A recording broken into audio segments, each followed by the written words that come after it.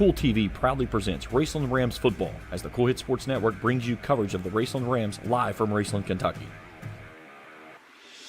Now let's head to the field for Countdown to Kickoff and Raceland Rams football live on Kool TV.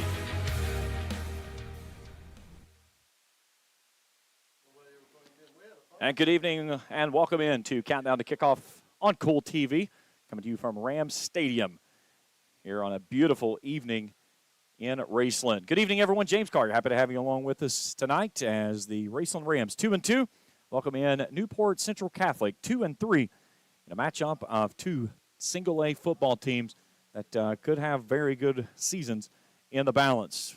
The Thoroughbreds come in on a two-game losing streak. They fell last time out to Campbell County, 44-22. A loss to Connor in the game before that, 38-17. A pair of wins over Walton, Verona, and Scott, and a loss to open up the season against Lloyd Memorial, 24-7. Rams took a tough loss last week to Highlands, their first loss on the new turf. Did not lose at home last year, and they got took to the woodshed last week by a very good Highlands Bluebirds team. That's the top team in Class 5A.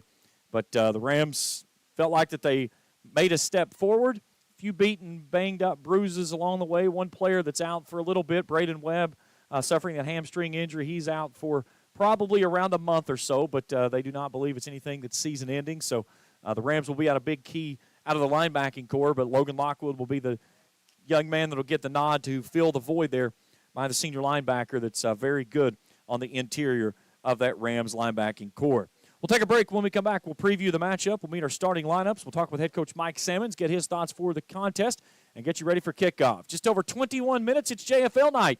A lot of kiddos in the house, and a good one here for you on Kool TV. Newport Central Catholic and Raceland coming at you right after this on Countdown to Kickoff on Kool TV. Uncle Rick, what are you doing? I'm dreaming. Of what? Fall in the bluegrass, days at the track, Nats on the 50-yard line. Well, you want to be at the 50 instead of on the 50. That could be dangerous. But to complete your day, you can count on Clark's Pump and Shop. Whether it's a breakfast sandwich or pizza on the way to the track, picking up drinks and crispy crunchy chicken on the way to the game, no one has you covered like Clark's Pump and Shop. Clark's Pump and Shop. Return, refresh, Refuel. If you're looking for a complete discount pharmacy with old-fashioned service and excellent prices, look no more. Since 1979, Stultz Pharmacy has provided our area with the finest in pharmacy care, 24-hour emergency prescription service, free delivery, and drive-through service for prescriptions. Stultz Pharmacy continues to fill all of your expectations. They carry a nice selection of gift items. For hometown service, see the professionals at Stultz Pharmacy in Greenup. More than you expect from a pharmacy. Stultz Pharmacy.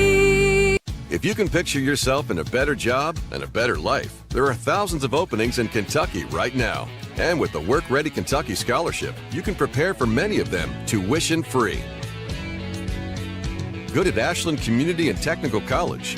This scholarship offers 100% free tuition for classes that can prepare you for a great job in healthcare, advanced manufacturing, and more in as little as 13 weeks. Get started today at WorkReadyKentucky.com.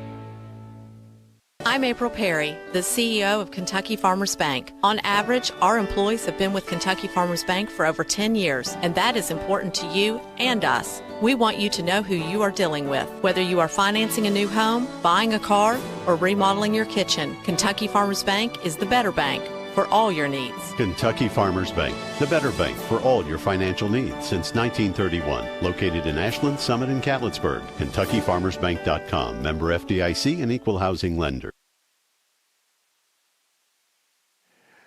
Back on Countdown to Kickoff on the Kool Hit Sports Network. James Carr, happy to have you along with us here tonight as Newport Central Catholic makes the trip down the AA to Rams Stadium in a matchup with the Raceland Rams. Let's meet the visitors on the scoreboard tonight. The Thoroughbreds 2-3 on the season under head coach Stephen Lickard, his sixth season at the tenure there. They've had a really good success rate under his tenure in Class Single A. They've made some deep runs into the postseason. But they've had some really good success against Raceland. This is the 8th time they've met. First time ever in the regular season. It's always been in postseason play. But it's the first time these two teams have hooked up since 2006. That was in the postseason. It was a 46-27 win by the Thoroughbreds over the Rams. Rams have only beaten the Thoroughbreds team one time.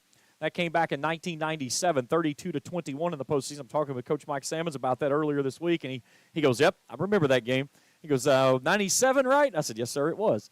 But this Rams team would like to get a get-well game before they head to Hazard next week, and then district play in a couple weeks on the backside of things. You look at Newport Central Catholic, there's two guys that have been kind of the focus the entire week. It starts with their quarterback, Colton Smith, 6'4", 220 pounds. He's a senior. He has a cannon of an arm. He is not afraid to sling it into double coverage, and he is a very difficult guy to bring down tackling. One of the keys of the games that Coach Sammons talked about, you cannot single tackle this guy. You have to gang tackle him. They have to run to the ball, and they cannot arm tackle. It's going to take multiple bodies to get him onto the ground, and when you get him to the ground, you've got to make sure you keep him there. On the other side, he's going to be on the defensive side as well. This Thoroughbreds team is not very deep. They're going to have a lot of guys that are going to play both ways. Their quarterback's going to move over and play middle linebacker. Their tailback, who is probably their dude, Demetric Welch, he's going to move over, and he's going to play a little bit of corner, a little bit of inside linebacker. You may see him float around like as a free safety at times, but those two guys are going to be on the field on every single snap. But they are kind of the straw that stirs the drink to stay. Caleb Kool, he's another young man that will be on the field for in that linebacking core. You're going to see a 3-3 stack that this Thoroughbreds team is going to run at the Rams, and they do not blitz very often, and that is going to be a total 180 flip of what the Rams saw last week when Highlands looked like at times they were sending 22 guys instead of 11 toward the football. On the other side of things, the Raceland Rams, it was the first time they'd been shut out since 2019. That was when they last lost on the road at Ashland 26-0. They took two shutout losses that season. They lost to Russell 41-0 to start that season off as well. But, it was 26-0 at the half, and you didn't feel like that the game was completely out of reach, but you certainly wanted to see if the Rams had something that they could kind of draw off of it coming out of the locker room. But last week, 1 of 14 on third down conversions, and that is not a recipe for success. 1 of 5 on fourth down conversions. So you put your third and fourth down tries together, you've got 2 out of 19, and that is not anything that's going to play out favorable for your opportunities. But the Rams last week, it was just too big, too fast up front, all over the field, and they just never could establish anything moving positive to be able to build on. Now, as Coach Sammons will talk about here in just a moment in his interview, he said a lot of coaches have reached out and said, listen, you don't have to beat Highlands to reach your ultimate goal. Take what you learned and what you saw from that game and build upon that to get you ready for that late postseason run late in the month of November to get yourself back onto Kroger Field. That starts here tonight when they play 5 consecutive Class Single A teams over the next 5 weeks before closing the season out against LCA here at the end of October. All right, we'll take a break. When we come back, we'll talk with head coach Mike Sammons. We'll get his thoughts for the matchup. We'll meet our star players and keys of the game on the other side and get you ready for kickoff. JFL night here at Rams Stadium. Newport Central Catholic in town for the Rams. And our coverage continues after this on Countdown to Kickoff on Kool TV. River Cities Builders is a licensed general contractor specializing in commercial and industrial projects, and they have a history and reputation of providing top-notch expertise through their experienced and devoted workforce. River Cities Builders also is a gas facility maintenance company offering petroleum equipment maintenance and EMV-compliant upgrades for smart payment terminals, and they offer 24 hours, 7 days a week emergency service. Call 606-473-4112 or visit rivercitiesbuildersinc.com.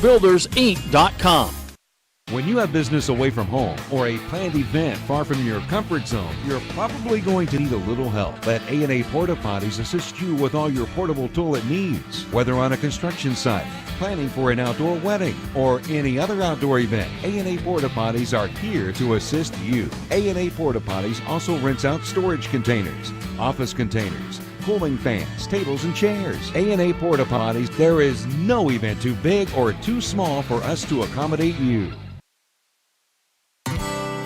Where does your money go? When you bank with us, your deposit becomes your neighbor's loan. A real estate agent sells a house. They get a commission. They deposit it with us. We use it to make an auto loan to one of our customers. Hometown people helping each other grow.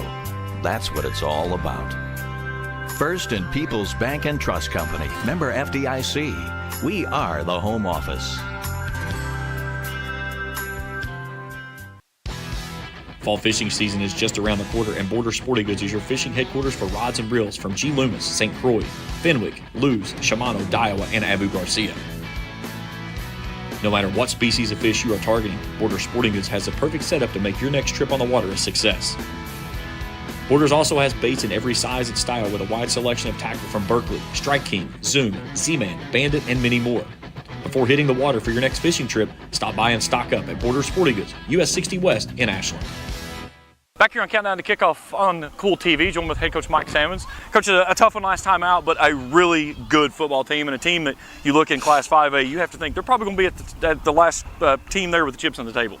Yeah, I mean, just a great experience for our program. You know, I got a couple messages this week from other coaches. He said around the state, said, don't miss their state. You don't have to beat Highlands to get where you want to go. And we don't have to beat Highlands. You know, we play them to prepare us for the teams we do have to beat. And so, great learning experience for our team. You know, you go back and watch the game, like it's 26-0 at half. Like, you know, we were a couple plays away from maybe being in a little bit closer. Just had a hard time sustaining things, and that's a credit to them. And we feel like we really learned from it, and our guys are able to move forward from it, and really excited to get back out here tonight. Getting off the field on third down and staying on the field on third down, that was something that really got you last week. 1 of 14 on third down tries on the offensive side, and it was just that constant pressure that we talked about before the game, and they really showed it throughout. Yeah, it's such a stark difference from the last 2 weeks, our ability to convert or get off the field on third down, and just it was almost like a 180 between the 2 weeks, and so we got to be a little bit more consistent there. I'm not sure every week we can be 7 for 9, but we can't be 1 for 14, and so we got to find some common ground there. But again, I think the experience to be in those situations against that quality of opponent will pay off in future third downs. You had some guys beat and banged up after the game, but again, what was the preparation week this week like, and what did you see out of the guys that you feel like that they took that next step forward that you always like to talk about each week? Yeah, I mean, the 24-hour rule, just like the week before, enjoy it, suck on it, whatever, for 24 hours, watch the film, learn from it, and then it's on the Newport Central Catholic. And our guys really bought into that. We did have some beat and bangs, and we try to work through those and treatment and rehab and maybe adjust some practice stuff. And we feel like coming out of last Friday to where we are today, we're about as healthy as we can be. We have one kind of, I wouldn't even call it prolonged injury, but it's going to be several weeks, not a season ending. So we've been really fortunate in that category. But other than that, we feel like, our guys are really into it. Except obviously a little buzz around the stadium tonight. And I think our guys are excited to get back on the home field. The one thing we talk about is really trying to defend our own turf, our own home ground. And we were really good last year at home. Obviously, the schedule this year at home is a little bit more daunting. But at the same time, we need to make sure we can take care of the games that we can control. And tonight's one of those games. Let's talk about your opponent in Newport Central Catholic. It's no secret. They've got two dudes, their quarterback and the running back. They like to get everything through those two guys. What do you see, obviously, through the quarterback? A very big-bodied kid. Running back, he can really get it to the outside. He's got breakaway speed. Yeah, but those guys are both dynamic high school football players. I think Seven more dynamic and elusive and speed, and maybe a combination of speed, size, athleticism, really good balance on runs. Really got to gang tackle him tonight. I think 14, first of all, impressive high school athlete in his size. You're talking about a kid, he's 6'4", 240. He's along the lines of the Highlands quarterback in his size. Throws the ball 50-plus yards, fairly accurate too. So again, those things alone make him real dangerous. I don't know that he's going to run off and leave us, like the running back can, the Welch kid, number 7. But he's going to have to be gang tackled. He's bigger than we got on our linebacking core. And again, when he drops back to pass, he can really throw it. And our guys have to stay in coverage for a while if we can't get pressure. And that's going to be really important out of us being able to pressure him and get him off his launch points. 3-3-5 stack is typically what they line up and show you on the defensive side of things. They don't bring a lot of blitzing pressure, which is going to seem like a whole different world than what you saw last week. Yeah, totally different approach. Everybody. That's also why we play some of these games. You play different types of approaches and styles. You never go what you'll see in the playoffs. And so they're an odd front, 3-3 stack. They're going to pretty much stay in their 3-3 stack, and they do a little bit of stunning and a little bit of gaming, but that's not who they want to be. They really want to be sound. They want to make the ball run horizontal to the sideline, where they have two flat players, two corners, and a safety screaming in the alley, and really run and hit things and be real physical. So we hope we got to be able to find some running room inside the tackle box tonight. But a totally different approach from a week ago, and so you kind of tailor your game plan, adjust your game plan, and you line up and get ready to go again. That's what I was going to ask you. Do you feel like the way that it lines up this week, because of where they like to try to get everything to the outside, do you feel like inside zone is where you really try to make your bread and butter? Well, I think, anytime you talk about, you're a big baseball guy, you talk about the game of baseball, you got to be good up the middle. You got to be able to pitch, catch, play center field, play shortstop. Football, you got to be good up the middle. You got to have center, quarterback, safety, nose man, you got to be able to win the A-gap. So any Friday night, you got to be able to win the A-gap. So that's a big emphasis for us. Last week, we could not win the A-gap. A couple weeks ago, we at least, at best case, stalemated the A-gap. So you can win that way. we got to make sure we win inside out tonight. So we got to start with the A gap and work our way out to be able to, over a 48-minute game to have sustained success. Let's talk about this evening as well, JFL night, and a lot of the youngsters in attendance. Always a big event when you bring the little guys out. It really shows where the start of the program is, and a lot of these kids that's on the field here, when we start to play football tonight, a lot of those guys have come through that program as well. Yeah, really special here. Our JFL has never, Junior Football League, has never had more participants, over 220-some participants. That's cheerleaders, tackle and flag, include over 100 tackle players. Just phenomenal growth. You can see our stadium and our campus kind of exploding, and the community grabs onto that. And so I'm really excited for our guys. We had a team meeting earlier today, and show of hands who went through JFL night, and tell us who you participated with on JFL night. Just a lot of fond memories there, a lot of things that guys kind of draw on those experiences. And I really feel, sometimes I have to kind of pinch myself, humbled to be a part of it. And I think our guys will take a lot of pride in that. Again, they don't forget, not that so long ago they were in that same boat. Coach, good luck tonight. We'll talk to you after the game. Thanks, Shane. Looking forward to it. Back with starting lineups, and we continue our coverage here on Kool TV. I've been a member for a little over 46 years. They're very family oriented. You just walk in and everybody's friendly. They talk to you, they know you by name. You may not go in there for a day or, several years, and I think you go in there and you still feel like family. Recently, we refinanced our home, and it felt like it was right because we trust the people that work there. This is my people. Ashland Credit Union. Own your journey.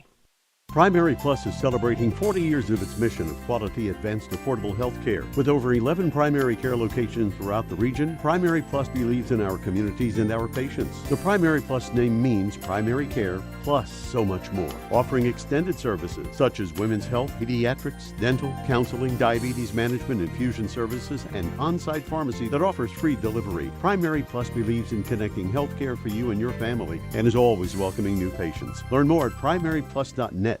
Looking for a new ride? Stop by Fairchild's Auto Sales, where everyone is approved. Good credit, bad credit, even no credit. Fairchild Auto Sales is fast and hassle-free and can get you on the road with down payments as low as only $500. Plus, all purchases receive a 2-year, 24,000-mile warranty. With new inventory arriving weekly, Fairchild's Auto Sales is certain to have that new ride you are looking for. Need servicing on your ride? Fairchild's Auto Sales is now offering service work with oil change and brake service specials. Let Fairchild's Auto Sales earn your business. Call 606-494-2030 or visit fairchildsauto.com. Fairchild's Auto Sales, US 23 in Wortland. A significant number of people are both dehydrated and lacking the proper nutrients their body needs to function optimally. Intravenous therapy is a great way to refresh, refuel, and recover from the stresses of life. Bluegrass Drip offers intravenous therapy as well as aesthetics procedures that help remodel and replace collagen, all in a very relaxing atmosphere. For more information, call 205-285-1642 or go to bluegrassdrip.com. That's Bluegrass Drip Wellness and Aesthetics.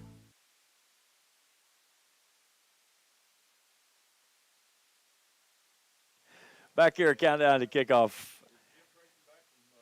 As we got about 5 minutes left to go here in pregame, so let's take a look at our keys to the game. Let's meet first the starting quarterbacks for these two teams. Colton Smith for the Thoroughbreds, Logan Lundy for Raceland. Smith on the season, 720 yards, 48 of 86, 5 touchdowns, 3 interceptions. Lundy, 35 of 60, 438, 3-2. He threw an interception last week. He was really banged up. He was sacked 6 times, 7 actually in the ballgame. 1 was negated due to a penalty, but he was hit probably about 14, 15 times in which he took big pops, and he certainly felt it when that game was finished up. But these two tonight will go head-to-head through the air. Where I think this game gets really decided is on the running attack, and it starts with the Thoroughbreds' Demetric Welch, 373 yards, 8 touchdowns, averaging 75 a game. Noah Wallace, 74 a game, 295 yards on 58 totes. I talked with Noah today. I said, you're either going to have a really big game or what? He said, or I'm going to get hurt. But Noah is a big part of the offense, of course, but also on the defensive side, he rose from that safety position, and he does a lot for both sides of the ball. Defensively, as we mentioned, Caleb Kool and Jackson Heighton out of the linebacking core for their units. Kool, 30 tackles, a tackle for loss, and a sack. Jackson Heighton, 31 tackles, 2.5 sacks, and a tackle for loss.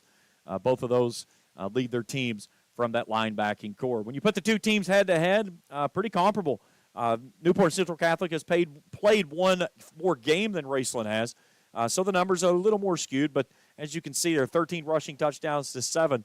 This Thoroughbreds team has been able to score points at will at times, but we'll see how they line up tonight against this Raceland Rams team as we get ready for the coin toss out at midfield. Well, while we're waiting for the coin toss, let's meet our officiating crew tonight.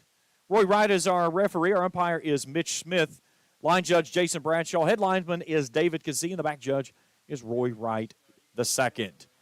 Beautiful evening of sunshine that we had. We're going to go into a little bit of Bob Ross-like clouds, a little puffy cotton candy off across the baseball field. 76 degrees, winds 5 to 10 out of the northeast. And this weather forecast, as always, brought to you apart by our good friends at Ram Pharmacy. Ram Pharmacy, 606-836-RAMS. Ram Pharmacy, your friend for life.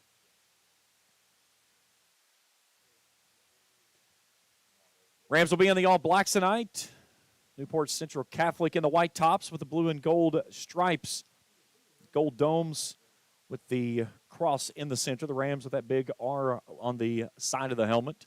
Lundy, Wallace, Ty Tyson, and Jackson Heighton, 3 out there for the Raceland Rams as Roy Wright gets ready to put the coin in the air and elect who's going to get the ball. And let's see which direction he turns toward. He turns toward Raceland, so the Rams have won the toss, and typically they will decline until the second half.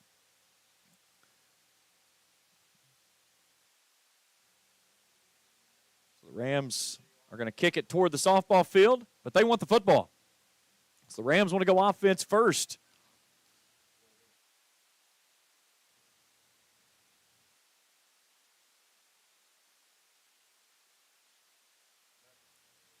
So we'll see if the Rams offense can get things motoring as we get ready for this one. Tonight's game is brought to you in part by JD Flooring in Greenup. For all your carpeting and flooring needs, see the good folks at JD Flooring. By Kurt Robinson, State Farm Insurance. Kurt can take care of all your insurance needs. Home, health, vehicle. That's Kurt Robinson, State Farm Insurance.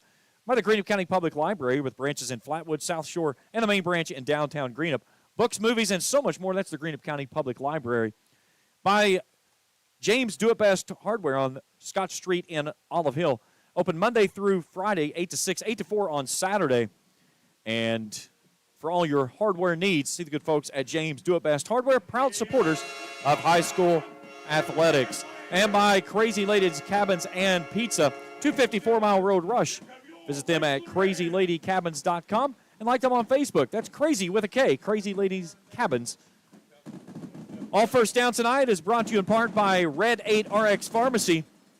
For all your pharmaceutical needs, see the good folks at Red 8 RX Pharmacy. All of your touchdowns and trips into the orange zone tonight by the Raceland Rams brought to you in part by Dr. Shannon Johnson and Johnson Chiropractic. When joining muscle pain slow you down, let Doc get your body realigned. 606-473-5151. Beautiful fall-like evening here in Raceland. Rams will be on the road next week. They'll make the long trip down US 23, something that's been kind of something of the norm this year, as they'll head down to Hazard in a matchup with the Bulldogs, and then back home for 2 weeks with Fairview and Paris in the district openers. They'll travel to Nicholas County and then return back here at the end of the month. They'll play LCA, and then the postseason gets started the first week there of November. Fireworks still, the plume of smoke drifting across the field.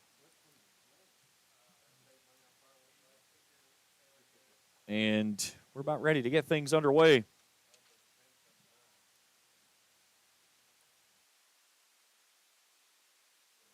As Louis Calapi, God bless you, will get ready to put this one in play. Back to return for the Rams. Jonah Arnett and Isaac Browning. They'll go to Browning on the far sideline at the 16. Browning with a nice return. 25 gets up the near side hash mark to the 30.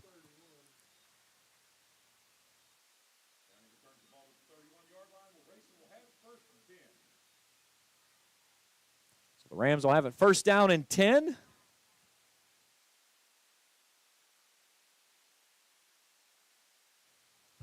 from their own 31-yard line.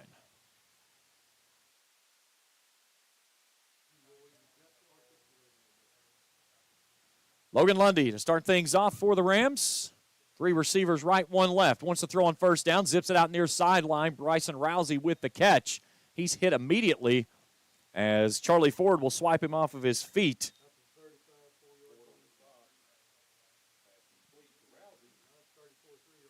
So out to the 34-yard line. A gain of 3, make it 2nd down 7. 2-back set now. Browning and Wallace. 2 receivers wide left. The take to give to Wallace. Wallace right up the gut, and he picks up a couple. Maybe only one, depending on the spot. Looks like they're going to put him down at the 35. Just over the 35, short of the 36. Make it 3rd down and 6.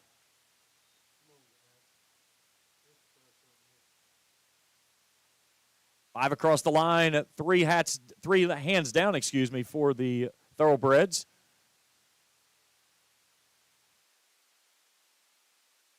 Lundy makes an adjustment on the play. Swings it out far sideline. He's got his man there, Parker Eisen, who makes the grab, and the second effort may get him out to the sticks.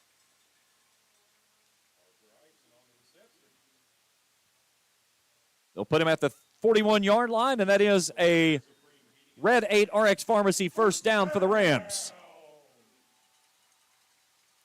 Needed the 41. That's exactly where they get it.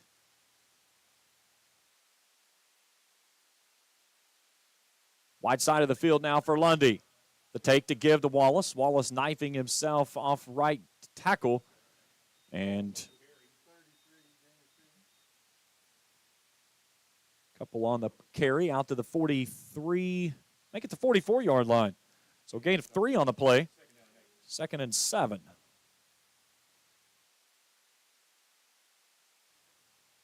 Two receivers wide left for Lundy. Play action. Lundy wants to throw. He's got Parker Fannin wide across the middle on the wide open post route. And Parker Fannin hauls it in for another Ram Red 8 RX Pharmacy first down. Take him down to the 37 on a gain of 19.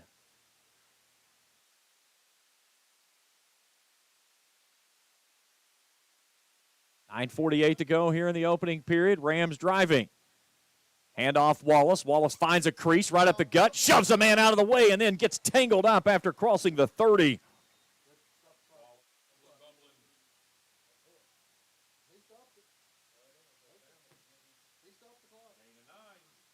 So a gain of 9 on the play.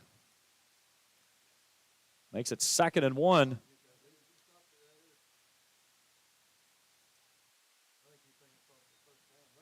Now they move the sticks now, make it a first down.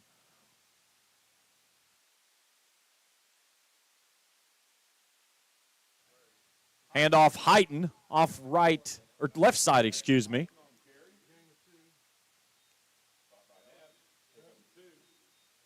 Heighton had a couple of nice runs last week. So make it 2nd down and 8. One number to change tonight. Shannon Marucci wearing 41. Saw him come off the field there. We'll see him a little bit later on in the ball game.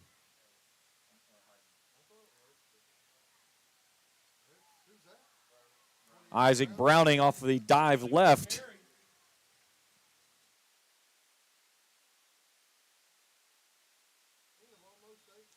Put him down to the 18-yard line. That's a gain of 7. It'll be 3rd and 1. Rams on third downs this season 38.8% of the time they've converted. They struggled mightily last week. They'll start with Heighton in the backfield in the right pocket of Lundy. Lundy's going to keep it himself, follows Heighton. He's got first down yardage and more. And that'll move the sticks and take it down inside the Johnson Chiropractic orange zone. And a Red 8 RX Pharmacy first down for the Rams.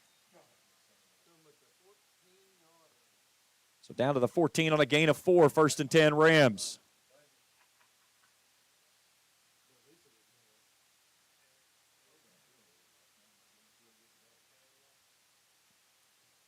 And the Rams punching in here to start things off early on. Lundy in a double barrel look now with Wallace and Heighton. Lundy wants to throw on 1st and 10. Looking left, zips it across the middle. He was looking for Bryson Rousey. The pass falls incomplete and brings up 2nd down and 10. Well defended there on the post route. It was Charlie Ford, the man that was there in pass coverage. 7:40 on arrested clock, 2nd and 10 for the Rams. Same set on the near hash. And before we get the snap away, offsides against the Thoroughbreds. So our first infraction of the ball game.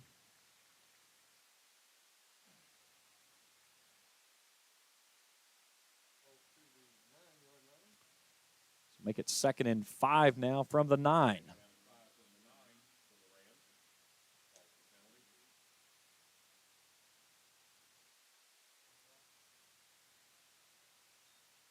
The take to give to Wallace. Wallace lowers the shoulder, bullying his way across the 5. He's down near the goal line.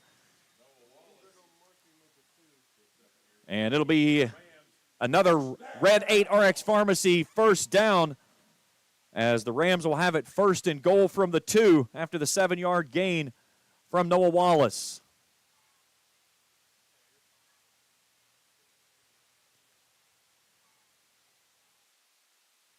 Twelfth play of the drive coming up on this snap. The take to give to Wallace. Wallace spins himself into the end zone. Touchdown, Raceland. Noah Wallace goes in for touchdown number 5 of the season. And with 7:14 to go in the opening period, the Rams march it down the field, and they lead this one 6-0.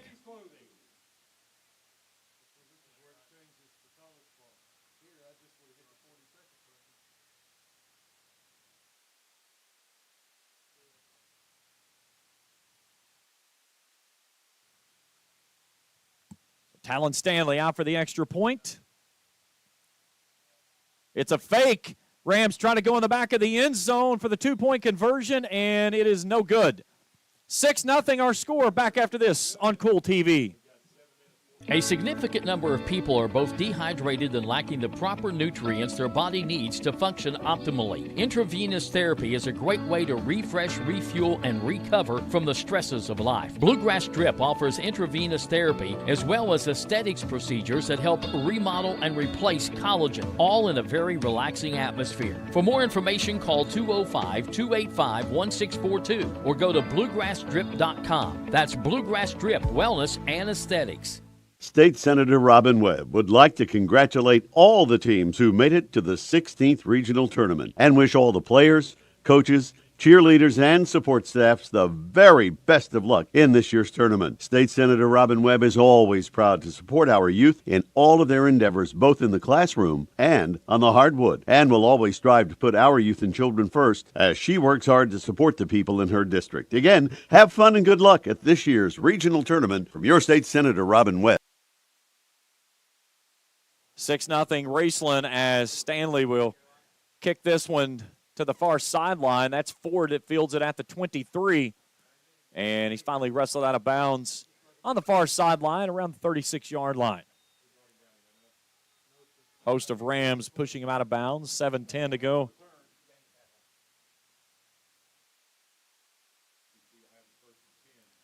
So we'll put it at the 36 of the Thoroughbreds. And here comes Colton Smith. Nope, they'll move it back to the 35.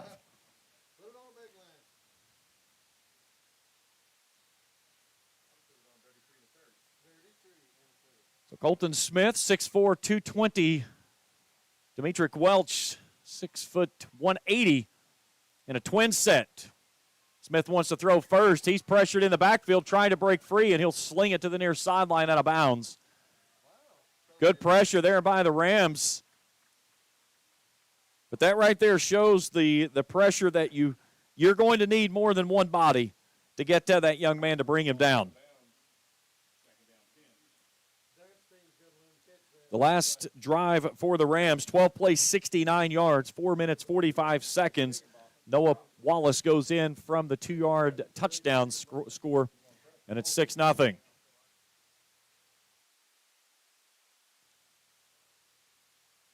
Smith with a man in motion. That's Welch.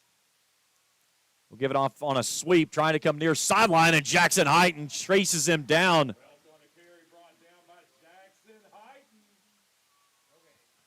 Tried to stretch it out, never could get any momentum. They'll give him a gain of 1. It'll be 3rd down and 9 coming up. But good pursuit there by the senior linebacker. 31 tackles on the season, second only to Noah Wallace. Had 8 tackles last week against Highlands.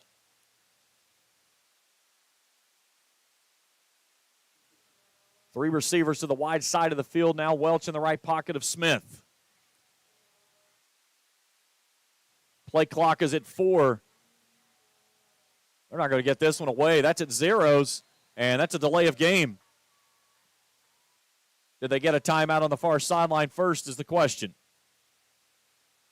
And they will burn a timeout with 6:15 to go in the opening period. 6-0 our score as Raceland marched right down the field. Noah Wallace, 5 carries for 23 yards. He closed out the final 2 to get in on the 12-play, 69-yard drive. And the Rams looked really efficient going down the field. That was something I was really impressed with how they did. And, again, Noah was, that first couple of runs, I think he kind of rushed himself getting into the hole a couple of times. He patiented up once they got across midfield, let that hole open up, and then especially there on that goal line drive, he really hit the hole with conviction and got in there very nicely. Rams defensively have given up third down conversions 42.5% of the time. We've got a 3rd down and 9 coming up here on this play.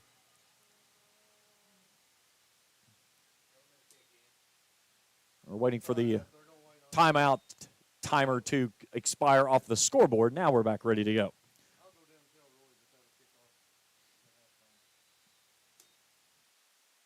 Four hats across the line for the Rams on 3rd down and 9 for Smith from the gun. Slings it out near sideline, and it's off the fingertips of Charlie Floyd. Austin McKee lowers the boom, and a quick 3-and-out for the Rams. And it'll set up 4th down. So Parker Fannin will go back to return. Louis Calapi, I believe it is, will kick it away. Now check that. That's actually Smith has gone back there now. He drives a missile over top of the head of Fannin. Fannin backpedals, takes it at the 15, backpedals all the way to the 5, gets a big block. It's coming back as Austin McKee sprung him free, but you can stop running even though it's going to the house. Fans in attendance think they've got 6, but it's coming way back. This one's going all the way back to inside the 5-yard line. Parker Fannin did a lot of running for nothing as he got sprung at the 10-yard line by that big crackback block from Austin McKee that's going to send it all the way back inside the 5.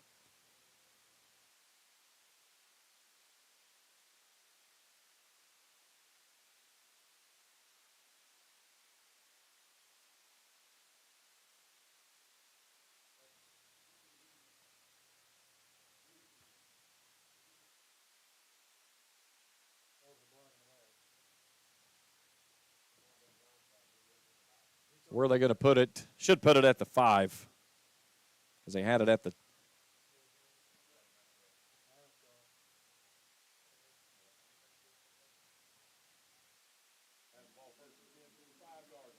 make it 1st and 10 from the 5 for the Rams.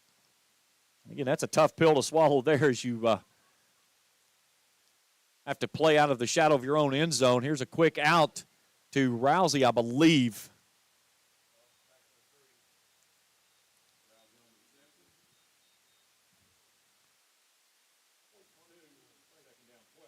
So the quick hitter to Bryson Rousey goes nowhere.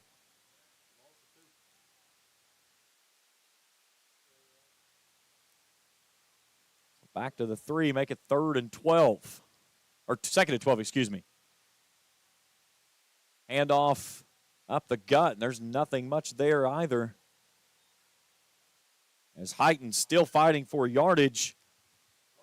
Might have gotten back to the original line of scrimmage. They'll put him at the 5. So a gain of 2 makes it 3rd and 10. 6-0 Raceland, inside of 5 to go. Thoroughbreds with a great opportunity here to force a quick 3 and out and get the football back with really good field position. Lundy starts with Wallace in the backfield with Browning. Lundy wants to throw, rolling out.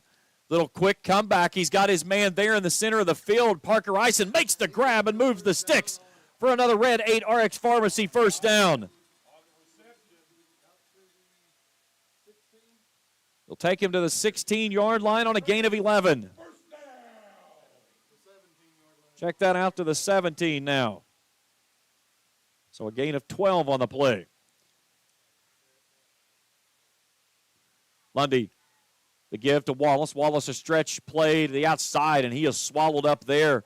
That was by Demetric Welch on the stop. That's a play that Coach Sammons was talking about in pregame. He said that's something they keep that kid on the edge to make sure that you can't get the edge. They're going to lose 3 on the play back to the 14. So make it 2nd and 13 as the Rams get behind the sticks. Lundy wants to throw. Rolling out right. Fires it over to the far sideline. He's got his man there on the seam. That's Parker Eisen again.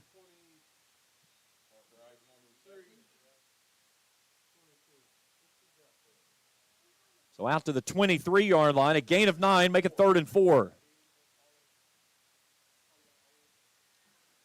In between the hashes. Double barrel shotgun look for Lundy. Now he's send Wallace out into the slot on the far side. And we'll get a stoppage. We'll get a false start on the Rams. So the first infraction against the Rams on the offensive side of things. So move it back to the 18 and make it 3rd and 9. Raceland on the season averaging 6 penalties for 53 yards a contest. They've been flagged 25 times for 215 on the season coming in.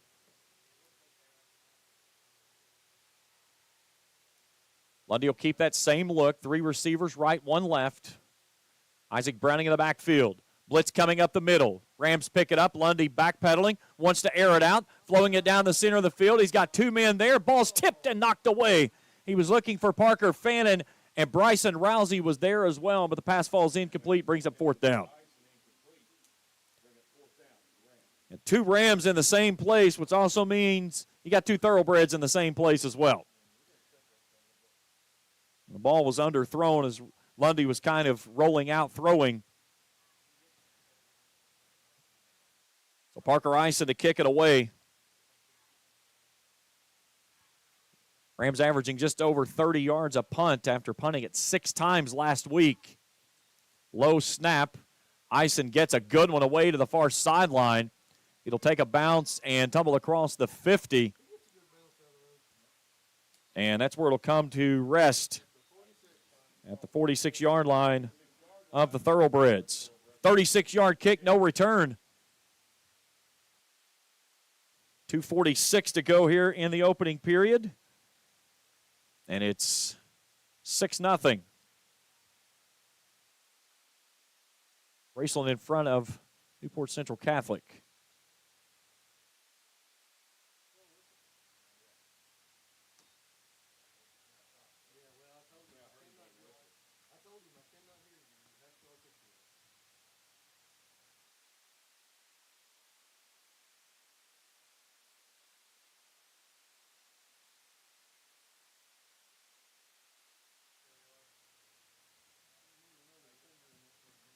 Man goes in motion. Smith keeps it himself on a draw right up the gut. He'll pick up a couple. Campbell in on the stop.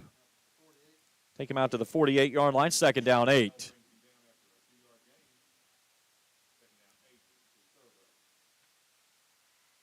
Six nothing our score after the Rams marched at 12 plays to open up the scoring. Powell County on top of Fairview, 14-0 early. Oregon leading Knott Central 8-0 in the Sorghum Bowl. 2nd and 8. Smith keeps it himself. That's a busted play, and it gets blown up.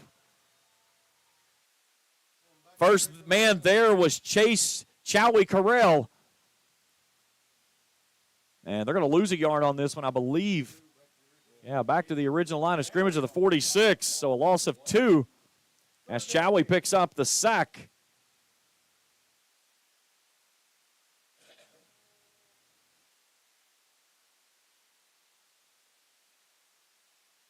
So 3rd and 10. 90 seconds to go. Smith rolling out right. Pressure coming off the edges. Smith hit as he throws and air mails this one over top of his intended receiver. He was looking for Louis Kalapi. The pass falls incomplete, brings up 4th down. Rams doing a lot of pressure off the edges and not allowing Smith to settle in that pocket and trying to get downfield with the football. Rams on 4th down this season defensively has given up 43% of the time. Smith lining up for it on 4th down. He is their punter. He's got trips right, 1 left. Now he backs up into a kicking position and swipes this one down the field. It will take an NCC bounce and come to rest right at the 21-yard line.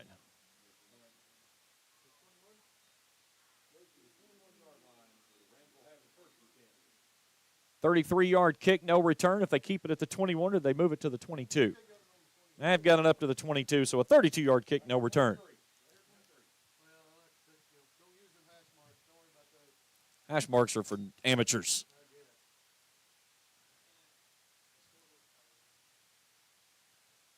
Lundy goes with Jimmy Browning in his right pocket to start things off here on this 3rd drive. The take to give to Browning. Browning spinning off the right edge and is swallowed up there after a quick gain of 1. 2nd down, 9.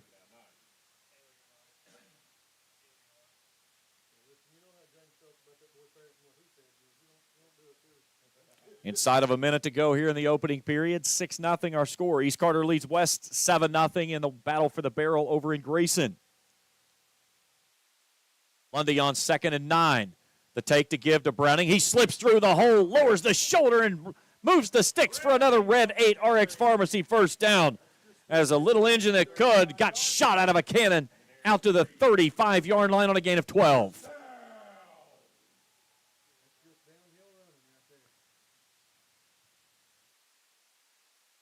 Right between the hashes, a little closer to the near sideline. Final seconds of the opening quarter. Here on a beautiful night in Ramland. Lundy calls his own number, finds a huge hole off left side. Penalty marker flying as Lundy rolls it out across midfield, but a marker in the backfield. This one's coming back. So a hold on the Rams.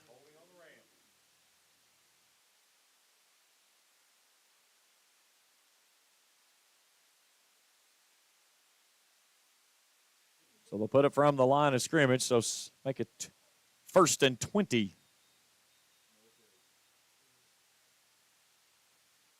And move it back to the 25-yard line.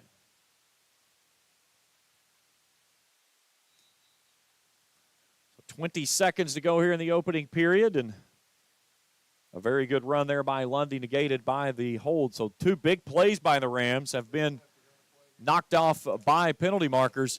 And the Rams are going to be content taking this to quarter number 2. 6-0 our score. Back for more after this on Kool TV. We all embark on times in our lives when we could use a little help. Whether you need support caring for a senior, an adult with a disability, a veteran, or a loved one recovering from surgery or other health events, First Light Home Care is here for you. When you choose First Light, you get more than a caregiver. Schedule a complimentary consultation by calling 606-393-0669 for companion care and personal care. First Light Home Care is here for you. Raceland Christian Church, located at 210 Caroline Road, can provide you with a path to Jesus with Sunday morning service at 10:30, evening services at 6, and Christ-centered recovery services Tuesday night at 6, where over 250 people have surrendered their lives to Christ over the last 2 years. Raceland Christian Church also offers their Feed My Sheep food pantry while serving more than 150 Greenup County families each month. This is Jason Likens, the lead minister at Raceland Christian Church. We're a little church with a big vision of serving our community for the cause of Christ. We invite you to come live out your faith with us.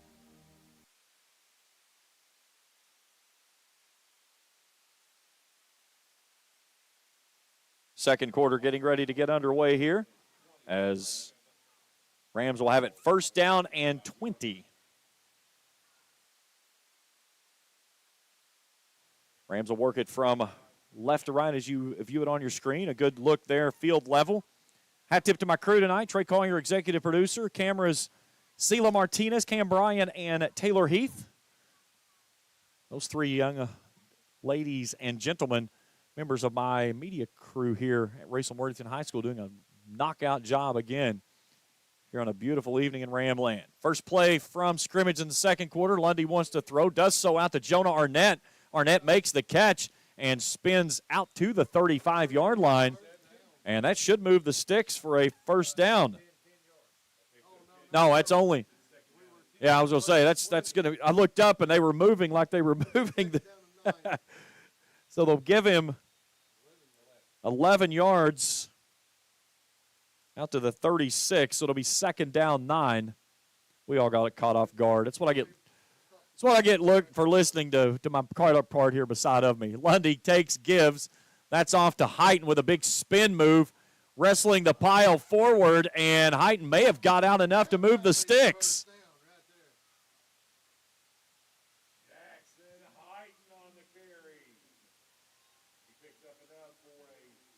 So move the sticks for another Ram first down, brought to you apart by Red 8 RX Pharmacy. 9th first down of the ball game for the Rams. And make it first down and 10.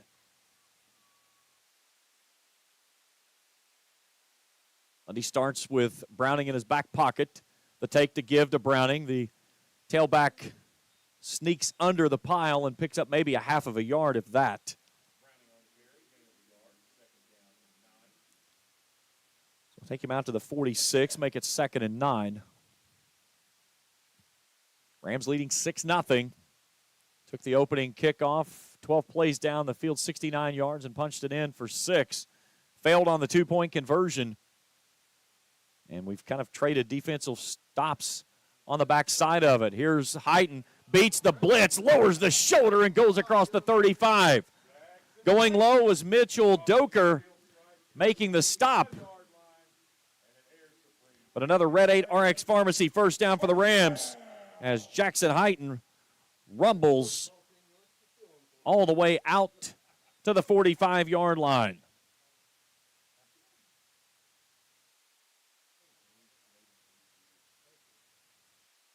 Lundy wants to throw, zips it near sideline. Parker Ison with a quick slip, and then into a double team, gets stood up and pushed out of bounds into the Rams bench.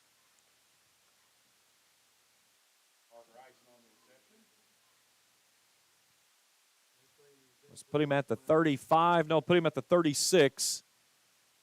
So a gain of 9 makes it second down 1. Clock resting, 9:54 to go here in the opening half.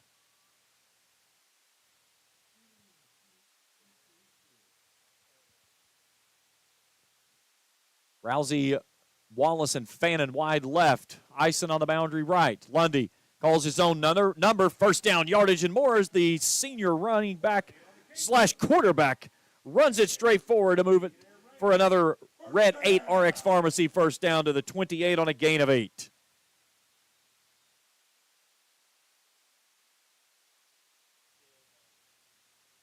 So the Rams knocking on the Johnson Chiropractic Orange Zone door.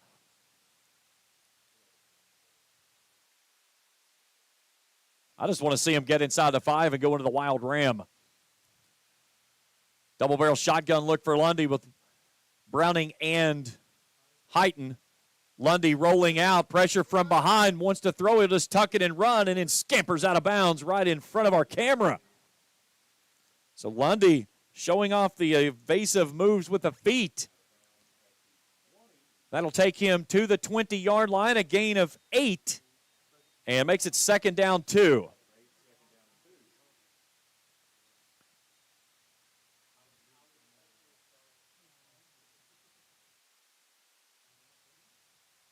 9:19 to go on a rested clock. 2nd and 2 for the Rams, leading 6-0. Same set for Lundy, Browning and Heighton. The take, the give, the Heighton, a stutter step, right up the gut he goes, and reservations for 6 as he sidesteps into the end zone for touchdown. Number 2 on the season for the senior tailback. Jackson Heighton made a nice move, goes 23 yards to pay dirt, and the Rams lead this one 12-0 with 9:14 to go in the half.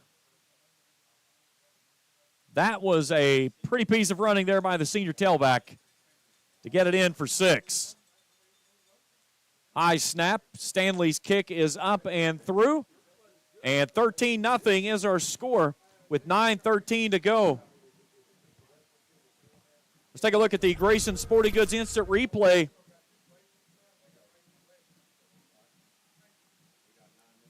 Good look here from behind on the handoff, and the hole just parted right up the gut, and Height with a nice piece of running takes it into the end zone for 6.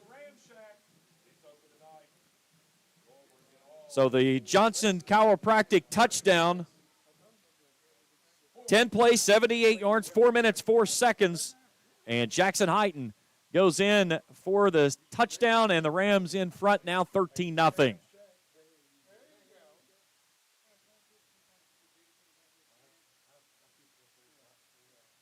So 2 long sustained scoring drives for the Rams. And again, as well as the Rams are playing tonight, it puts into real perspective how stinking good Highlands was last week. I mean, that's just all you can really say. And to make no excuses about it, but Highlands was they're really good. Kick is botched and recovered by NCC. So they'll have it at the 38-yard line. 9:12 to go before halftime. Rams with a comfortable 13-0 lead for the moment.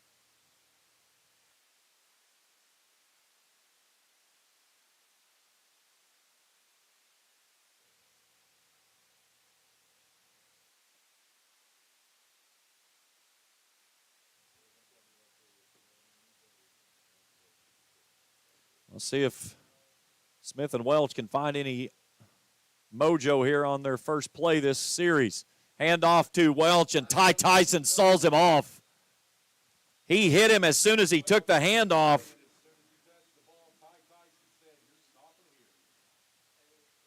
Ty Tyson says, I don't think so. Move backward 3 yards. A loss of 3 back to the 35-yard line, 2nd and 13.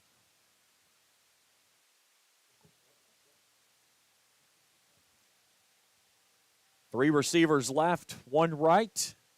Smith wants to sling it out near sideline, makes the catch on, it was nearly broken up by Brody Austin, but making a great catch there was Mitchell Doker.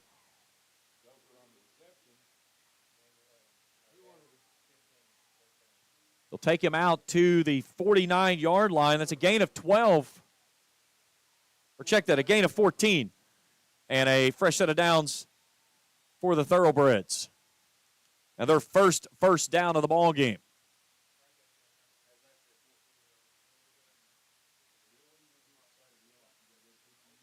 Three receivers right, 1 left now for the senior quarterback. Handoff to Welch. Welch right up the gut. Ty Tyson meets him at the 50, and they'll stonewall him there after a gain of 2. They'll give him forward motion. This ain't Canadian League. There's no 55-yard line. Gain of 2, 2nd and 8.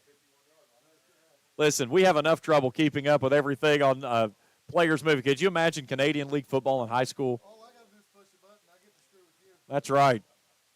You didn't mess with me this time. Same set for Smith on 2nd and 8 from the Rams 49. Near sideline, zips it out in front of the Rams bench. Pass is complete. Charlie Ford hauls it in. They'll take him down inside the 45 to the 43. It's a gain of 6, a 3rd down and 2 coming up.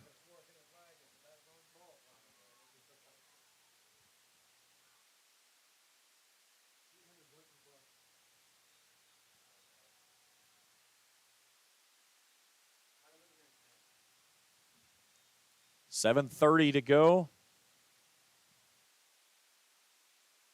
And we'll get a stop and a timeout requested on the far sideline by the visiting Thoroughbreds. All timeouts brought to you in part by Miller and Music Funeral Homes, located in Greenup and Ashland, where they've been family-owned and operated for 70 years. Call 606-473-0099 in Greenup or 606-324-2141 in Ashland, or visit mfhfuneralhome.com. East Carter leads West Carter 14-7. That game in the second quarter. Johnson Central in front of Boyd 14-7. Raceland in front of our score here, 13-0. Ashland, last I saw, was up 13-0.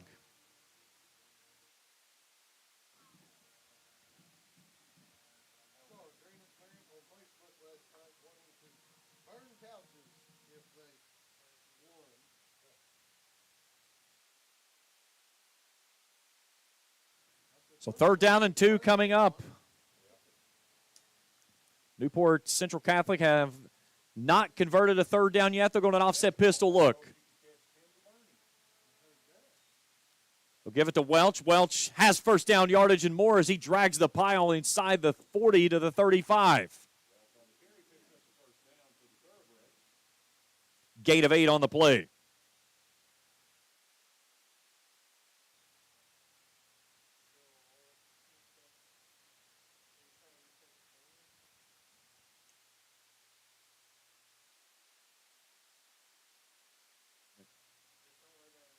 Ashland in front of Greenup now 21-0.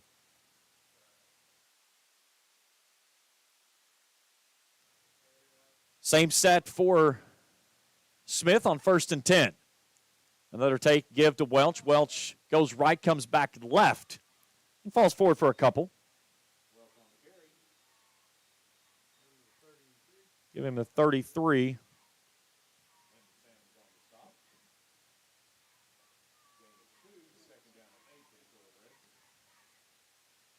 Second down, 8. Good sustained drive for the Thoroughbreds on this one. 7th play coming up on this snap. Smith looks right, fires left, and throws low.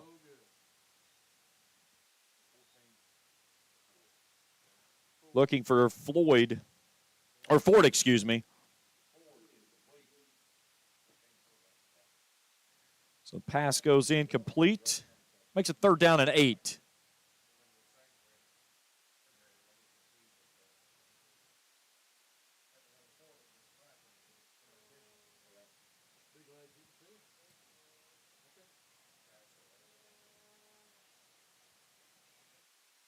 Probably 4 down territory here for the Thoroughbreds. Twins look for Smith. Wants to throw. Pressure coming up the middle. Airing it out, going for the home run ball down to the end zone, and it's knocked away. Brody Austin swats it away, and it's 4th down.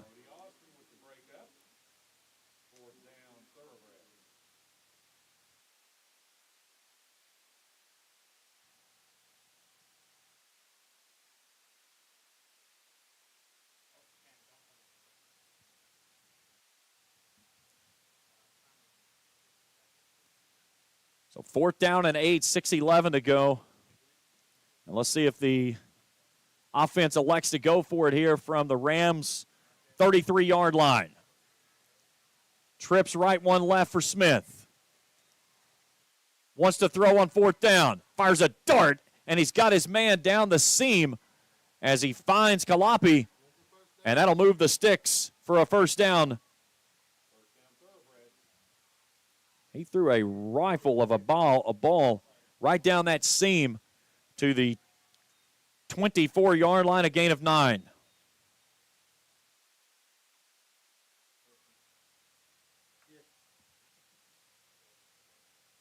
So we go inside of 6.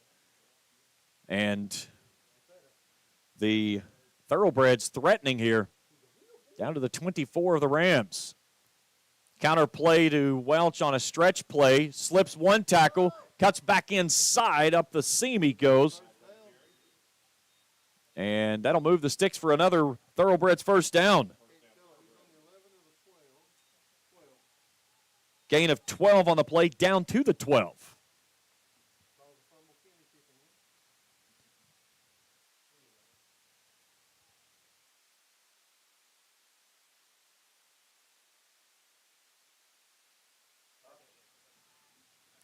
Far side hash mark for the Thoroughbreds. 11th play of this drive coming up.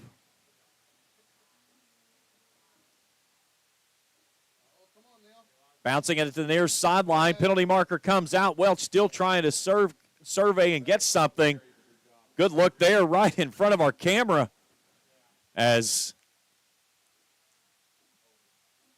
this one's coming back for a hold.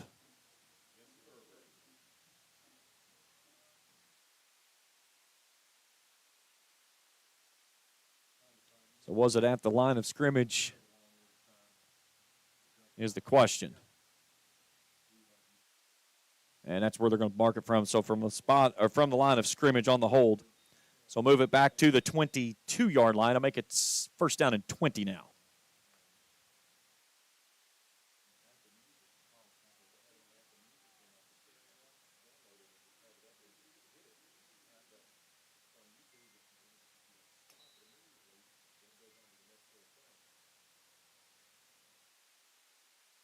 Welch in the right pocket of Smith from the gun.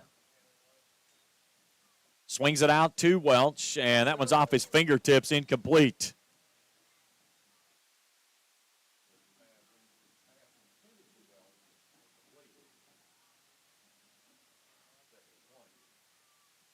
.501 to go. Makes it third down, 20.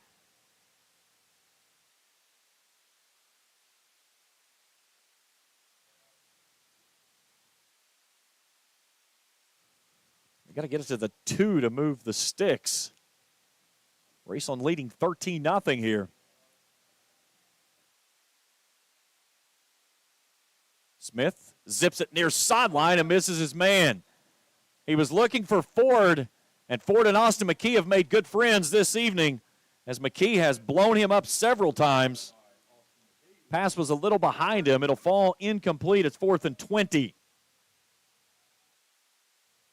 Stay tuned with us at the half. We'll check scoring and stats. All the games around the area. Still looking for a couple of scores from games out there from the area. Haven't seen anything out of Russell Fleming, Lawrence and Estill, and Lewis and Bath. So 4th and 20, the offense stays on the field. And before we get it away, visiting Thoroughbreds will burn their final time out of the half. 4:58 to play. So a good sustained drive here for the Thoroughbreds. This will be the 13th snap on the play. 4 minutes and 35 seconds. They've had the football. And they're facing 4th down coming up. They've not changed the down markers over here. This should be 4th down.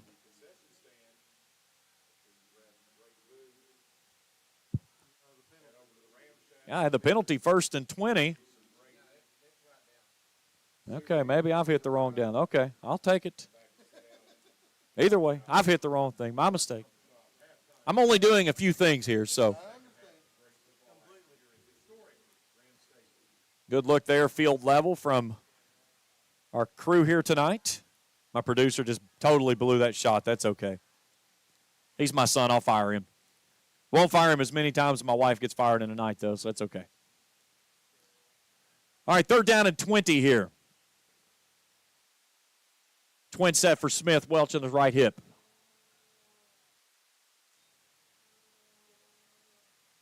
Put a man in motion. That's Kalapi. High snap. They bring it to Kalapi. He's trying to get to the outside edge, and he gets thrown to the turf. Lyndon Salmons may have gotten away with as close as a horse collar you can get to without getting called for it.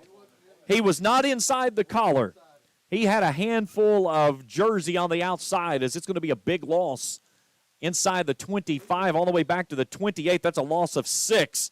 And it's 4th down and a $26 cab ride for the Thoroughbreds.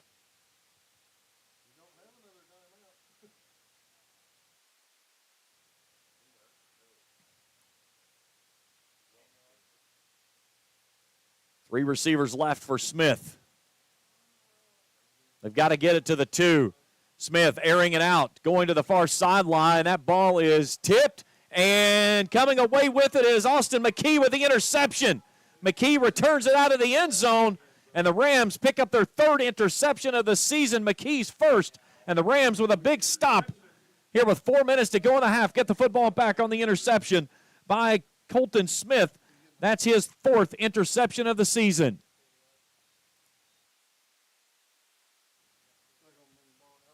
Let's take a look at the instant replay brought to you in part by Grayson Sporting Goods.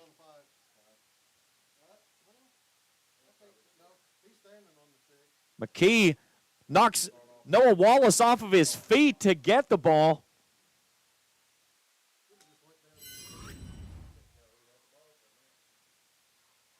So he gets it back out to the 5-yard line. 4 minutes to go in the half. And 1st down and 10 for the Rams. Handoff up the gut.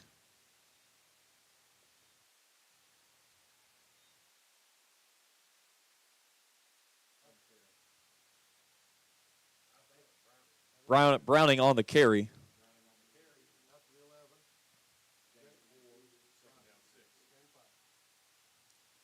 Take him out to the 10-yard line on a gain of 5, 2nd and 5.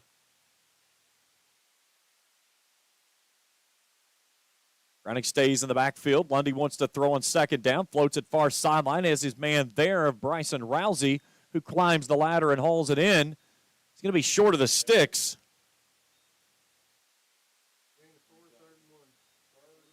Take him out to the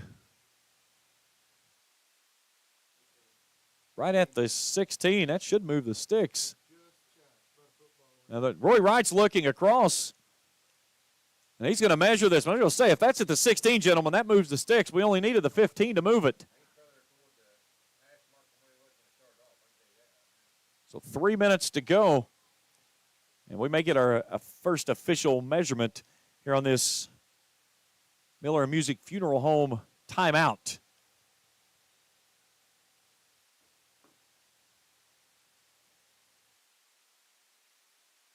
Looks like on the far sideline, Roy Wright having a conversation with Stephen Lickert.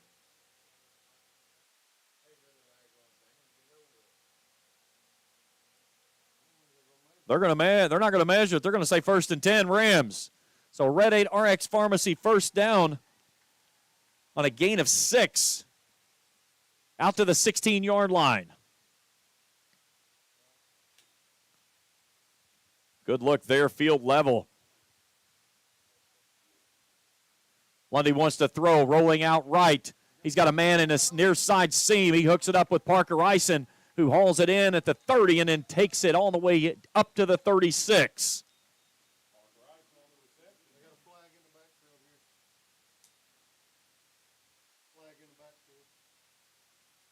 See if we got an illegal block or a hold, and we've got a hold on Raceland.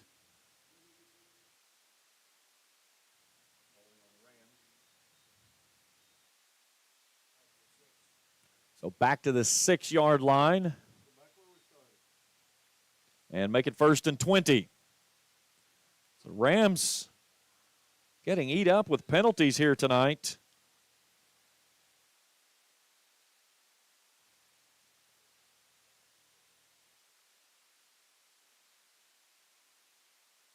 And now we've got confusion. Now they've moved the football. They just moved it from the 6 to the 8.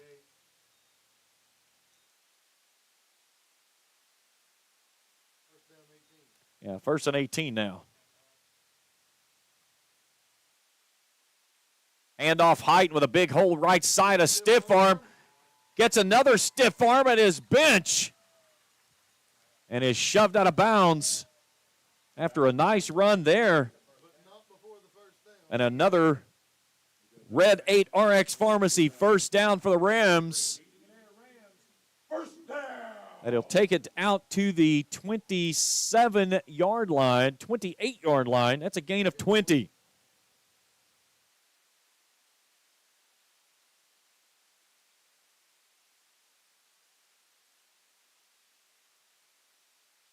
Little delayed handoff by Wallace. Wallace with a nice cutback near sideline into Thoroughbreds territory, and a big rumbling tailback is down inside the 40 to the 35. That's his longest carry of the season. That goes for 37.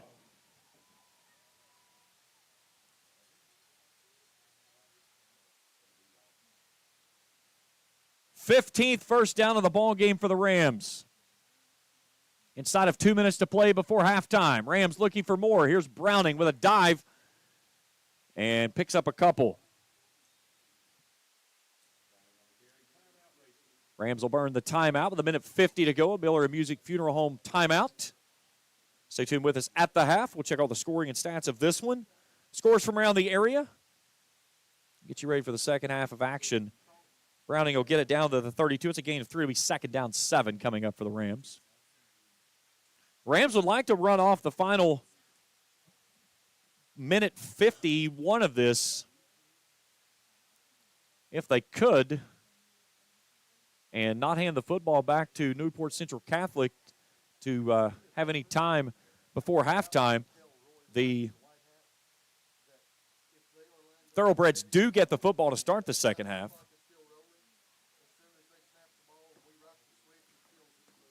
Get our YMCA scoreboard ticker at the bottom of your screen. We'll keep you up to date with all those scores throughout the evening as we get those and get them updated.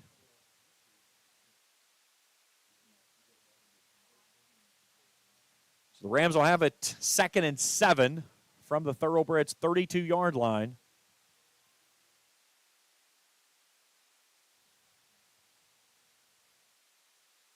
Still trying to get a score out of Fleming and Russell. We'll see if we can find one on that at halftime.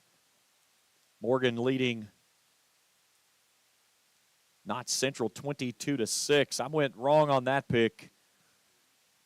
Ashland leading Greenup 21-7 over at Putnam. 13-0 our score here with a minute 50 to go. The Rams driving again. Heighton on another handoff. Cuts back right, spins in the hole, and falls down near the 25. Just shy of the 25, the 26 makes it 3rd down 1. We'll have an interview with Mike Sammons coming up at the half as well. Lundy keeps it himself, lowers the shoulder off the left side, and then he'll move the sticks for another Red 8 RX Pharmacy first down. Let's see where they're going to mark him. 24 the 23. Looks like the 24-yard line on a gain of 2.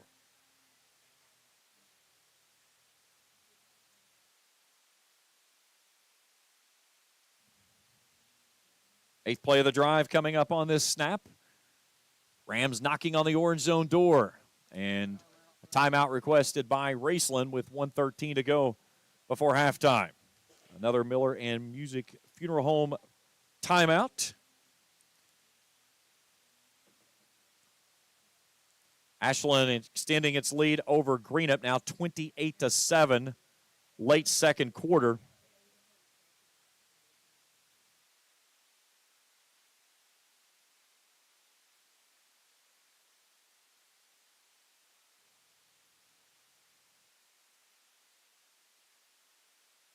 Rams trying to add to its 13-0 lead here. A little bit of a half moon out tonight, but covered up somewhat by the clouds over top of the stadium.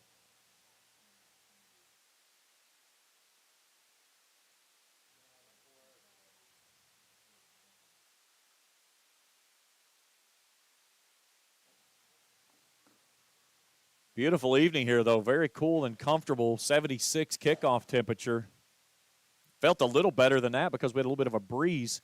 Wind has really kind of died down. The flag hanging around the mast across the way. So 1st and 10. Here's Parker fanning on a design that snapped directly to him as he dives forward on the keeper. Gets it down to the 16 on a gain of 8. 2nd down 2. Rams trying to go quick here. Fannon's going to keep it himself again. Bounces this to the outside edge. Pushes the pile forward and then gets stood up and wrestled backward, but that should move the sticks for another Red 8 RX Pharmacy 1st down for the Rams. Take him down to the 13 on a gain of 3. Fannin wants to carry it again. Dives forward and picks up a couple. Now the Rams burn that timeout with 38 seconds to go. So 38 seconds to go. That's the final timeout for the Rams. Let's see. Where's the football is my question. I can't see. Looks like at the 10. Okay, so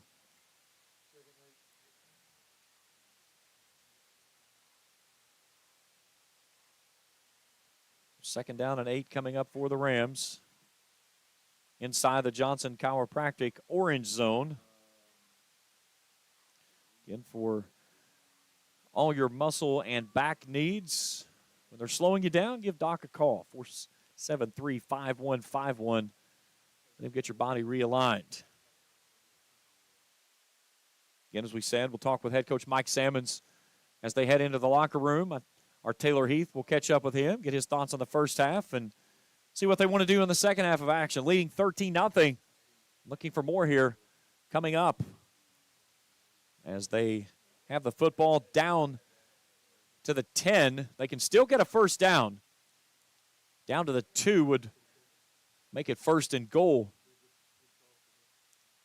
But a great opportunity here for the Rams. Coming up on the 11th play of this drive. They've got 2 10-plus play drives that have gone for scores. Lundy back in at quarterback. The high snap, wants to throw, rolling out.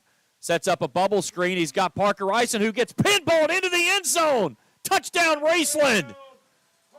Parker Ison got hit at the 5, and it somersaulted him forward. And Ison goes to the house as Logan Lundy connects on his 4th passing touchdown of the season, a 3rd to Parker Ison, and the Rams extend the lead. It's 19-0. There's no other way to say that. Parker Ison pinball himself into the end zone.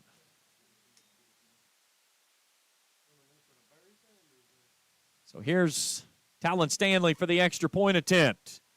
Kick is up and is true. 20-0. 31 seconds to go. Here's our Grayson Sporting Goods instant replay. Beautiful play set up there by the Rams. Watch here on the bottom of your screen. Ison way out on the edge. Comes out, then circles back in on the bubble screen. Gets a nice block, and then pushes himself off the pinball there as he got hit by Landon Kraft. And Kraft sent him into the end zone. And the Rams cap off the drive of the Johnson Chiropractic touchdown. 11 plays, 95 yards, 3 minutes, 45 seconds. And Raceland leads this one 20-0 as we get ready to head into the half. Russell leading Fleming 12-0.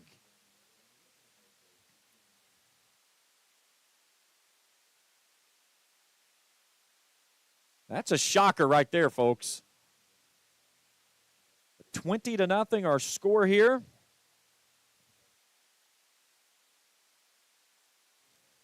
We'll see what the Thoroughbreds elect to do here, and I'm sure the Rams will keep this one well away from number 7.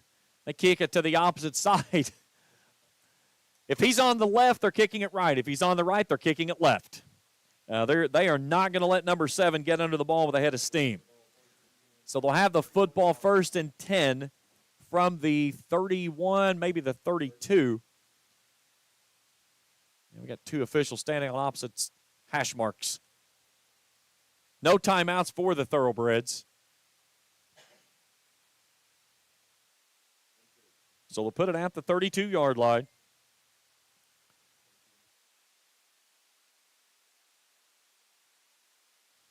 $30 seconds to go. Let's see if Mr. Smith wants to try to throw a home run ball a couple times down the field. He has the arm. He can sling it 40, 50 yards with accuracy. The Rams just have not given him much time to do so. On 1st and 10, swings it out near sideline, and Elias Jackson nearly took that one to the house for 6. The defensive end for the Rams swatted that one away. We'll take a look at that one at halftime. He needed one more step, and that one was 6.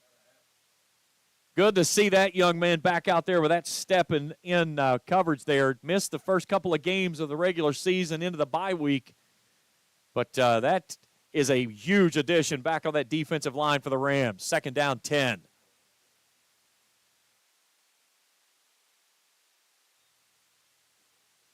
Zips this one out near side, looking for Ford. Incomplete. Austin McKee in coverage. 3rd down and 10. Clock resting, 25 seconds to play. And with no timeouts, if they can get another stop here on an incomplete pass, the Rams can get the football back and maybe one heave. I would say everybody in the building should be looking for number 7 on a carry right here. Smith on 3rd and 10. Handoffs to Welch, trying to bounce it to the outside edge. Finds a hole in front of the Rams bench and then is wrestled out of bounds into the Rams bench. Jackson Heighton wrestles him out of bounds. But a gain moves the sticks and a 1st down for the visiting Thoroughbreds. Take him out to the 48-yard line. That's a gain of 18 for the tailback. Gain of 16, excuse me. Welch on the season, 373 yards and 8 touchdowns. He's caught 16 passes for 200 yards and 2 more scores. Had 2 touchdowns last week in the loss to Campbell County. And they don't get this one away. So delay of game, 2nd delay of game on the Thoroughbreds. Backs it up 5. Hey, we can.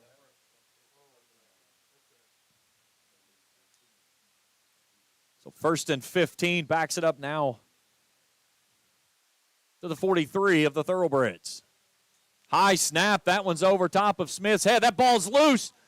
Still scrambling for it. It looks like Charlie Ford, was able to come up with it, and he will, but it's all the way back at the 29-yard line. The clock will continue to roll, and that'll take us to halftime. So the Rams go to the locker room leading 20-0. Halftime show when we return after this on Kool TV. Check out Dyer's Big Sandy Superstore in Grayson for the Lane liquidation event with sofas and dinette sets starting at $299 and sectional sofas at $699. Dyer's has all the top brands in bedding from Tempur-Pedic, Purple, Stearns & Foster, Sealy, Serta, and Beauty Rest.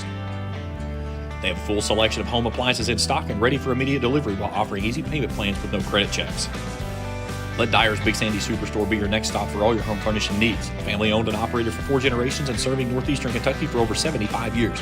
Stop by or give them a call at 606-474-5515. That's Dyer's Big Sandy Superstore, 506 Carolina Boulevard in Grayson. State Senator Robin Webb would like to congratulate all the teams who made it to the 16th Regional Tournament and wish all the players, coaches, cheerleaders, and support staffs the very best of luck in this year's tournament. State Senator Robin Webb is always proud to support our youth in all of their endeavors, both in the classroom and on the hardwood, and will always strive to put our youth and children first as she works hard to support the people in her district. Again, have fun and good luck at this year's regional tournament from your state Senator Robin Webb. The Electric Plant Board of the City of Vanceburg has been serving the needs of the community since 1939 and is dedicated to maintaining reliable utility service for its customers. Their employees are active members of the community and take pride in serving their neighbors and friends. The Utility Board encourages their customers to use their convenient online bill pay or phone payment service located on the back of their bill. They remind everyone to call 811 before you dig, even for small jobs, to prevent hitting buried utility line. And they wish all the teams the best of luck this season. When you want real, authentic Mexican menu items, you want Tres Hermanos Nunez. Accept no substitutes. None compares. Fajitas, tacos, burritos, quesadillas, chimichangas, even vegetarian choices. A kids menu, desserts and salads, a tasty, budget-pleasing selection for you and your family, unlike any others. Should be your first and only choice for authentic Mexican all throughout the tri-state. Ashland, Greenup, Grayson, Paintsville, Canova, South Point, Olive Hill, and Cannonsburg. Tres Hermanos Nunez, the best around.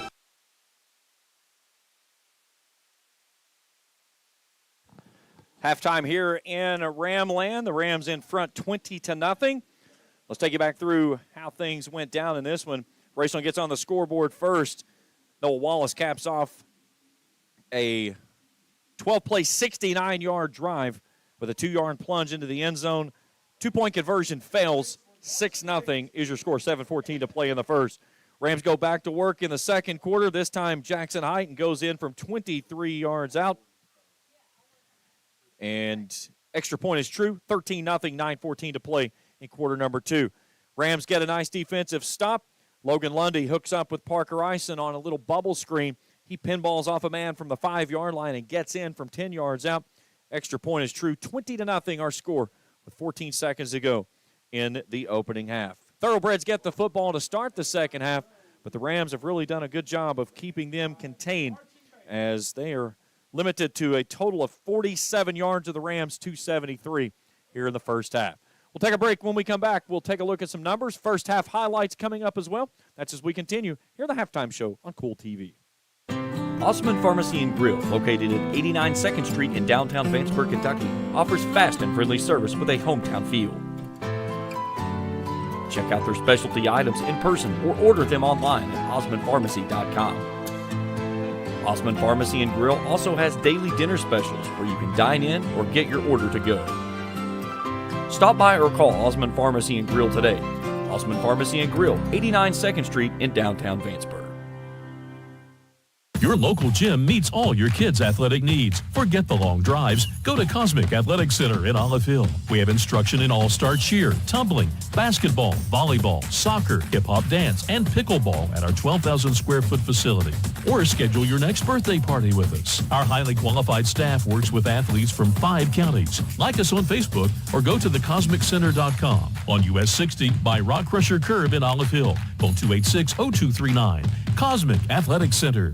If you can picture yourself in a better job and a better life, there are thousands of openings in Kentucky right now. And with the Work Ready Kentucky Scholarship, you can prepare for many of them tuition-free. Good at Ashland Community and Technical College. This scholarship offers 100% free tuition for classes that can prepare you for a great job in healthcare, advanced manufacturing, and more in as little as 13 weeks. Get started today at workreadykentucky.com. Fall hunting season is here. Border Sporting Goods has your best selection of Hoyt and Matthews bows as well as 10-point crossbows with a full selection of accessories for all your hunting needs. Borders also offers a full selection of shotguns and rifles with plenty of ammunition and reloading supplies along with a wide selection of benchmark and case knives. Borders is your headquarters for the largest selection of Liberty gun safes in the area, no matter how big or small you need to keep your firearms safe. Before your next hunting excursion, stop by and stock up at Border Sporting Goods, US 60 West in Ashland.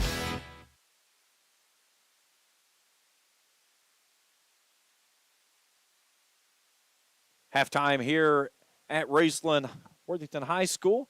The band on the field putting on a nice performance. Take a look at our numbers in the first half. for the visiting Thoroughbreds. Only 5 first downs in the ball game. They're 2 of 6 on third downs, 1 of 2 on fourth down conversions. They've been held to 47 total yards, 27 through the air, 3 of 13 is Colton Smith in this one. The Rams have really gotten after him in the ball game. 3 penalties for 20 yards. They've had the 1 turnover, the interception from Austin McKee. 2 punts for an average of 43 yards. They've had the ball for only 9 minutes in this ball game. For the Rams, 18 first downs. They've gone 273 total yards of offense, 83 through the air. They've rushed for 190 on 27 attempts. I kidded with Coach Mike Sammons. I said, what's the over and under before this game on rushing attempts? I said, what, about 50.5? He kind of laughed. He said, carries or yards?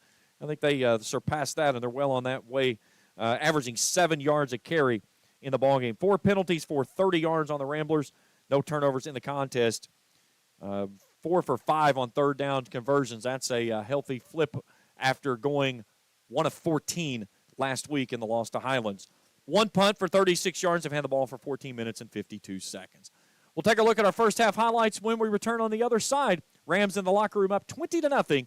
Thoroughbreds get the ball to start the second half. Highlights when we continue after this on Kool TV. I've been a member for a little over 46 years. They're very family-oriented. You just walk in and everybody's friendly. They talk to you. They know you by name. You may not go in there for a day or several years, and I think you go in there and you still feel like family. Recently, we refinanced our home, and it felt like it was right because we trust the people that work there. This is my people. Ashland Credit.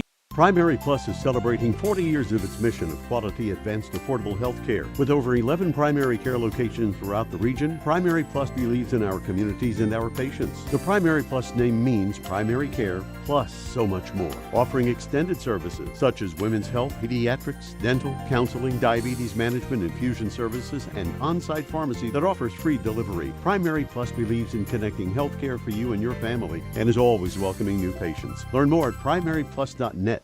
Looking for a new ride? Stop by Fairchild's Auto Sales where everyone is approved. Good credit, bad credit, even no credit. Fairchild Auto Sales is fast and hassle-free and can get you on the road with down payments as low as only $500. Plus, all purchasers receive a 2-year, 24,000-mile warranty. With new inventory arriving weekly, Fairchild's Auto Sales is certain to have that new ride you are looking for. Need servicing on your ride? Fairchild's Auto Sales is now offering service work with oil change and brake service specials. Let Fairchild's Auto Sales earn your business. Call 606-494-2030 or visit fairchildsauto.com. Fairchild's Auto Sales, US 23 in Wortland. State Senator Robin Webb would like to congratulate all the teams who made it to the 16th Regional Tournament and wish all the players, coaches, cheerleaders, and support staffs the very best of luck in this year's tournament. State Senator Robin Webb is always proud to support our youth in all of their endeavors, both in the classroom and on the hardwood, and will always strive to put our youth and children first as she works hard to support the people in her district. Again, have fun and good luck at this year's regional tournament from your State Senator Robin Webb.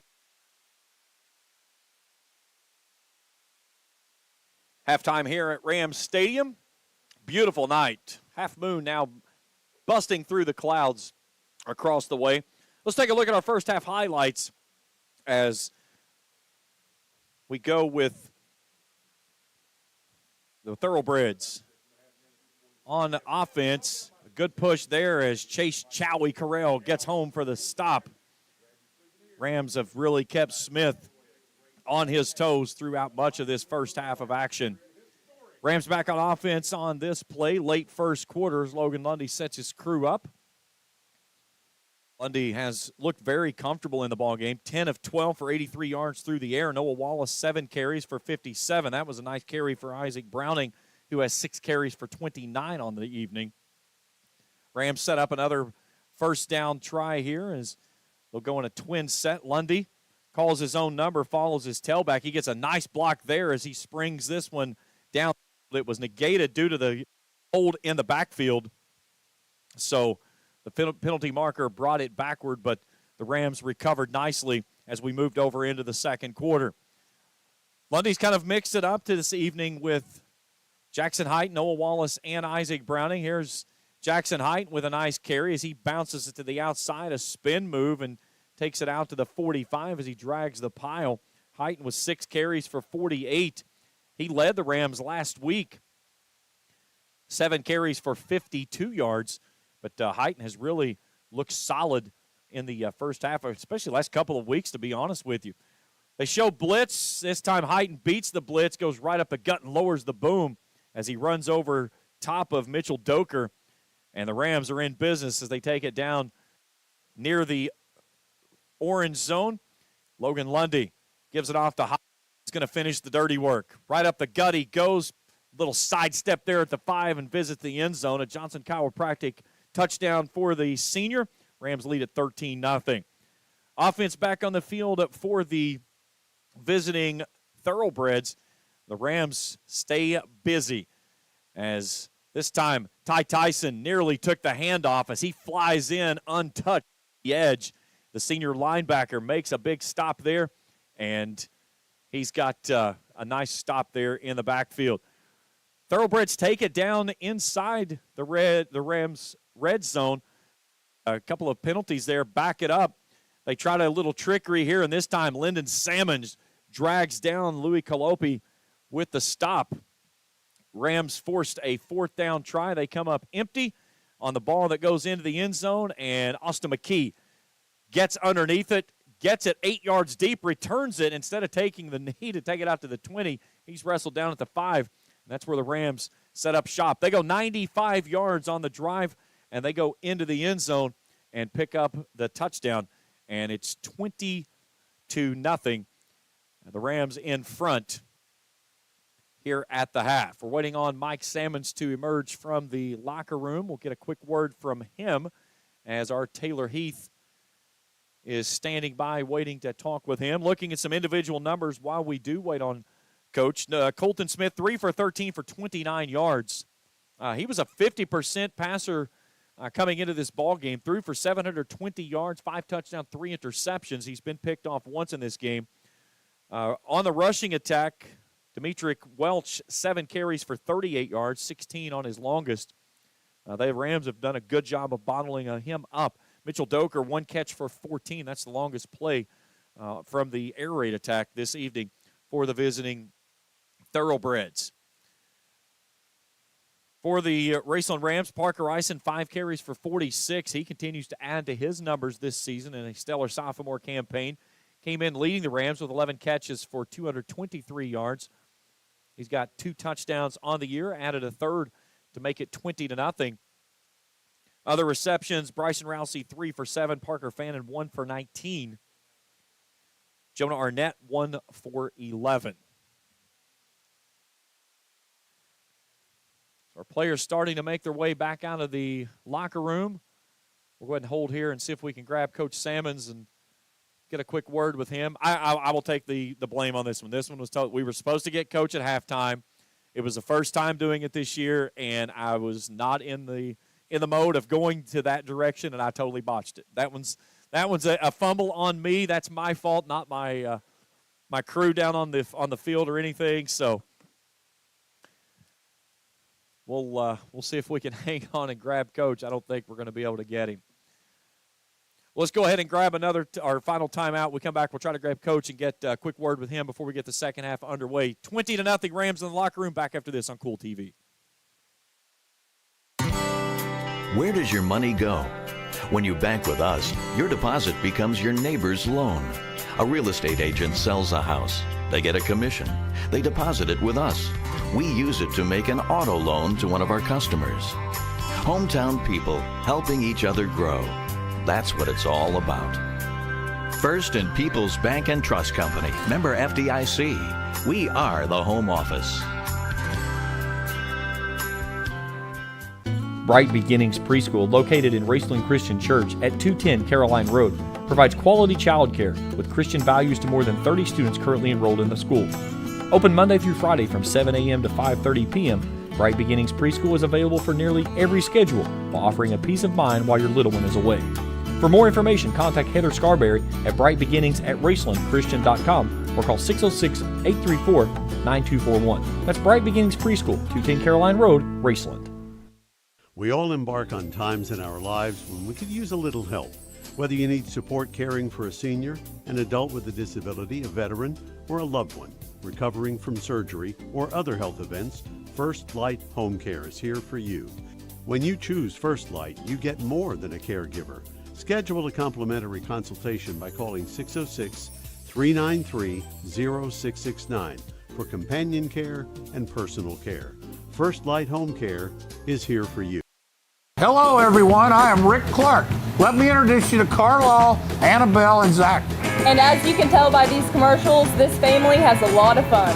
We have a great team here at Clark's. And we would love for you to join our family.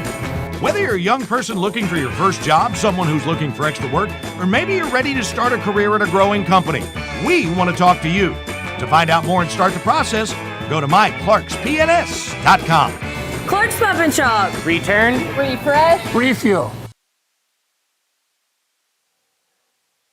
Back here in halftime coverage, 20-0 is our score. We're about to go down to Coach Mike Sammons with Taylor Heath. Let's go for a quick interview with him. Down to Taylor. So, Coach, how did you feel about the boys' performance in the first half of tonight's game? I thought we came out was really aggressive at first and really tried to control the line of scrimmage. Obviously, the biggest part of the game is still in front of us, so we got to make sure we keep our momentum. And are you planning on changing anything or doing anything different in the second half? No, we just got to start the half out here and get a good stop. We're on defense, start the half, and then try to get the ball and get a good drive going. Really feel like the next two possessions really dictate how the rest of the game will flow. All right, thanks. Back to you. Thank you, Taylor. Thanks, Coach Mike Sammons. Great job there by Taylor. Her first on-field interview. Looked like she knocked it out of the park. So she came to me today. It was funny. We had talked about this. Taylor was not able to work with us last week. Was supposed to have worked with us and got sick and couldn't make the game. So she was really upset she didn't get to be with us last week. So she said, I definitely want to work with you guys this week. She goes, can I do an on-field interview with Coach? And I said, absolutely. I said, if you're interested, we're all about it. She said, well, I've already talked to him. He's all for it. And I said, well, that's awesome. So, kudos to her. She did the legwork of setting everything up and getting it out there. So kudos to that young lady, a senior in my media class here at Raceland High School. And her, Sela Martinez, first year in the program with me this year. Cam Bryan, all of the camera angles that you're seeing are all my students. And they have been knocking it out of the park all night long. And they've been with us all week long. Taylor and Sela worked with us on golf coverage earlier this week when we did the girls and boys regional tournament. We had the girls up at Hidden Cove in Grayson, and the boys was out at Irish Hills at Mount Sterling. But a phenomenal job by them. Cam was with us on Tuesday as well, covering the boys. But we had volleyball last night. We've got all kinds of stuff going on through the Cool Hits Sports Network, and a great opportunity here to co-op with the students in my program to where they're learning and getting paid to do this stuff, and they really enjoy it, and they do a phenomenal job at the same time too. It's become a great partnership between my students and Cool Hits Sports Network and stuff. So we greatly appreciate that, as it has really gave us a great opportunity to expand with all the kids that have been working with me here throughout this. There at the YMCA scoreboard ticker across the bottom of your screen, some scores coming in. Still do not have a Bath County, Lewis County score, so if you're tuned in with us and you see that score out there, if you can toss that in there to us, we'd greatly appreciate that one. Russell leading Fleming 12-0 at the half. That one's kind of a shocker, especially with Russell losing Andre Richardson-Cruz to an ACL injury, as TJ Maynard reported after the game last week. That one's a big one. So the Thoroughbreds will get the football to start the second half. Trying to find some form of offense here in this ball game that they have been bottled up throughout the entire first half. Raceland has snubbed them out to only 47 total yards of offense. So the Rams will kick it from left to right as I view it. Talon Stanley, little squib kick down the center of the field, and is picked up and finally spun backward near the 41. And that's where we will start the second half, with the Thoroughbreds down 20-0. Looks like they're going to put it at the 42-yard line. So Colton Smith and his crew will come out. While they're coming out, tonight's game is brought to you apart by J.D. Flooring of Green. And for all your carpet and flooring needs, see the good folks at J.D. Flooring. Kurt Robinson State Farm Insurance. Kurt can take care of all your insurance need, home, health, and vehicle. That's Kurt Robinson State Farm Insurance. Kalapi's in at quarterback, but before we get started, we get an offside penalty on the Rams. So make it 1st and 5 now. You got to wonder if something happened to Mr. Smith. Kalapi has not thrown a pass this season. Emmanuel Miles, who's the backup quarterback, is not in there. So Kalapi will start in a trips look. Gives it off to Welch. Actually faked it, kept it himself. And comes back up the gut. It was short of the marker to gain, so it'll be 2nd down and short. Put him right in between the 47 and 48-yard line. So a gain of 1, 2nd down, 4.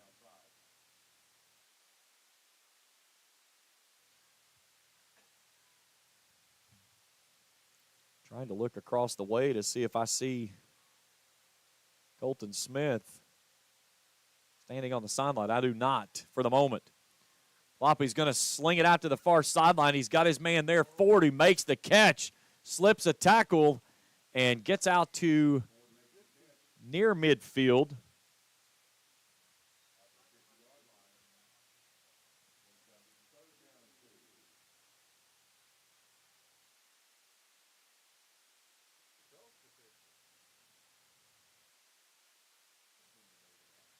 So nose it across the 50 for a gain of 2. It's 3rd and 2.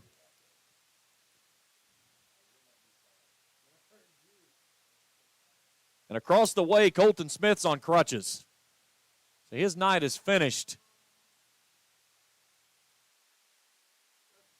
Hand off Welch up the gut, and he'll move the sticks for a 1st down for the Thoroughbreds. Give him the 47 on a gain of 3 of the Rams. So 1st down and 10. Hopefully all of my camera crew is recording as well.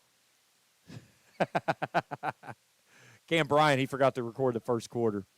I told him, I said, that's all right. Last week he only forgot to record the 1st half, so we only docked him 50% of his pay.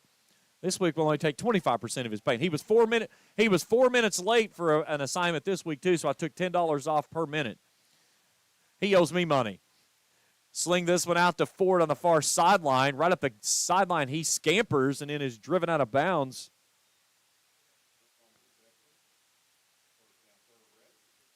Down inside the 40, and going to take him to the 35. That's a gain of 12. So a fresh set of downs. 9:57 to go here in the 3rd period. And let's see if the Thoroughbreds can answer the 20-0 deficit.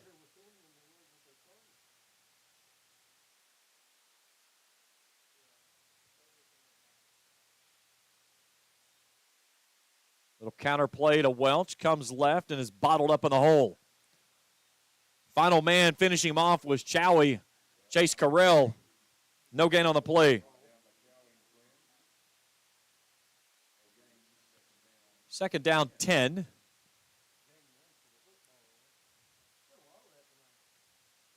That extra link has been showing up a lot this evening.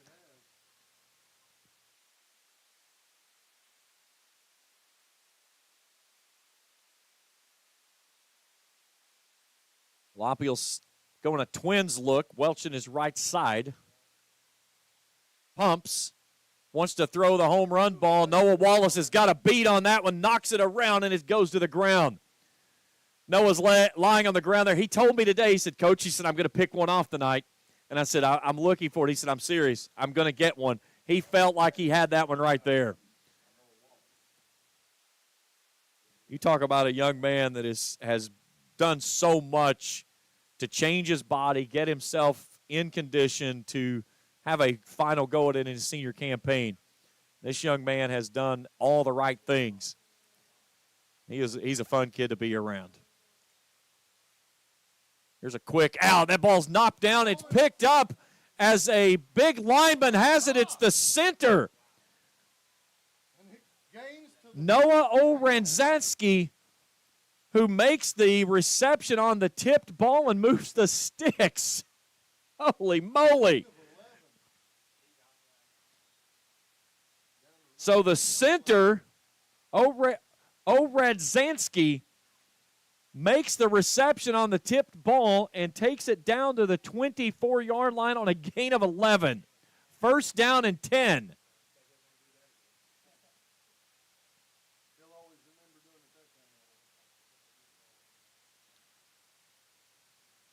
What a crazy play that was.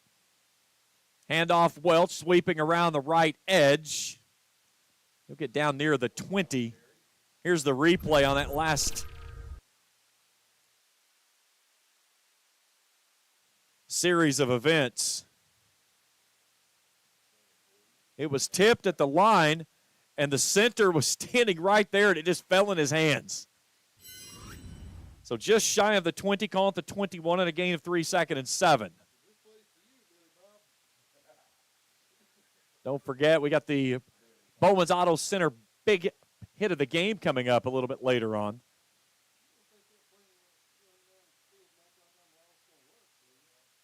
Another handoff, Welch. Got a player with a helmet off.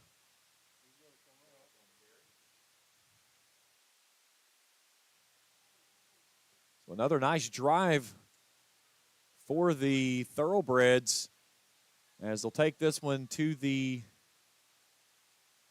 18. Gain of 3. Call it 3rd and 4.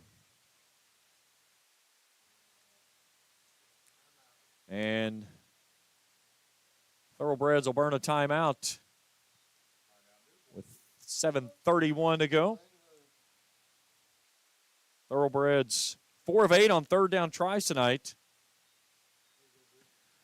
Tonight's game is brought to you in part by the Greenup County Public Library with branches in Flatwood, South Shore, and the main branches in downtown Greenup. Books, movies, and so much more. The Greenup County Public Library.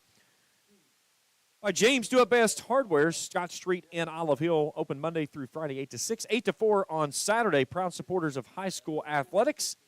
This is good folks at James Do It Best Hardware. And by Crazy Lady Cabins and Pizza, 254 Mile Road in Rush. Visit them on Facebook and at crazyladycabins.com. That's crazy with a K, Crazy Lady Cabins and Pizzas.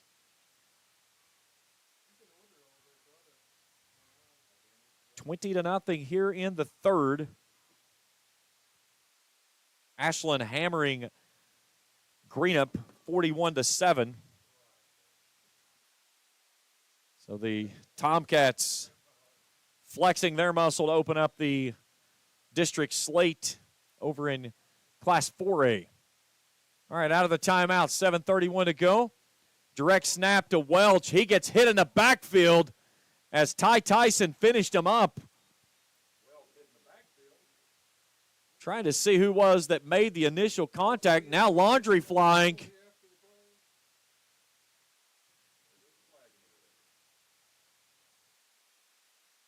Evan Burrows got the initial hit.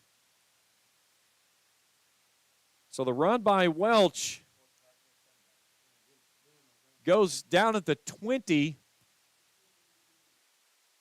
And then we're going to add 15 on the back end of it. So they're going to put him at the 19, and then a penalty from that spot will go backward 15 yards and should put it at the 34.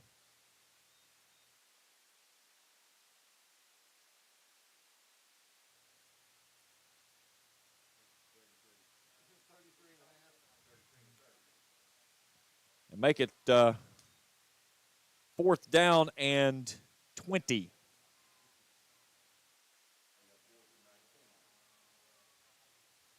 I'm a math teacher, daggone it. It's 4th and 20.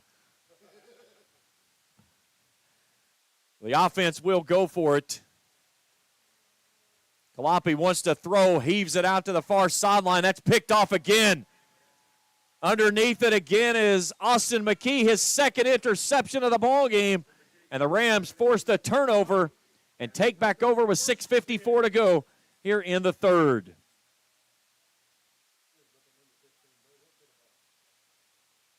Here's your Grayson Sporting Goods instant replay. I think we hit it too soon. And we'll try to hear it in just a second. So they get it back to the 10. 6:54 to go in the third, and the Rams will have it 1st and 10. And passes incomplete on the near sideline.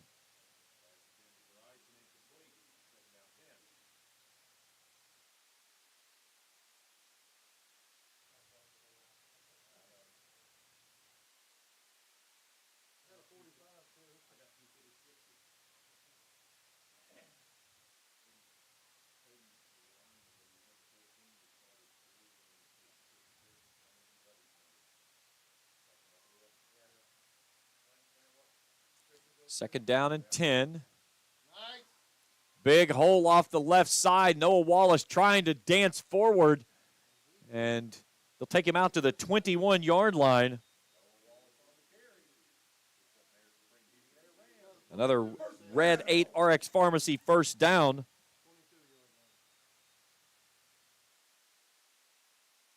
So a good run there by Wallace. Gets it out to the 22-yard line on a gain of 12.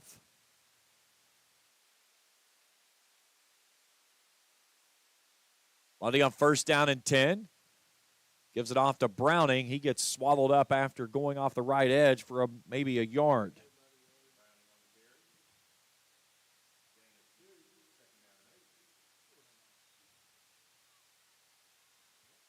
They gave him 2. They were very, very fortunate with that one. So 2nd and 8 for the Rams. As we go across 6 minutes to go. Lundy coming back to Parker Fannin. Fannin is in all kinds of trouble trying to dance and get free. And they strip the ball out of his hands as Demetric Welch takes it out of the hands of the Rams wide receiver of Parker Fannin and goes into the end zone for 6. Laundry all over the field in front of the Rams bench. But what a play there by Demetric Welch as he strips Fannin and takes it into the end zone for the touchdown.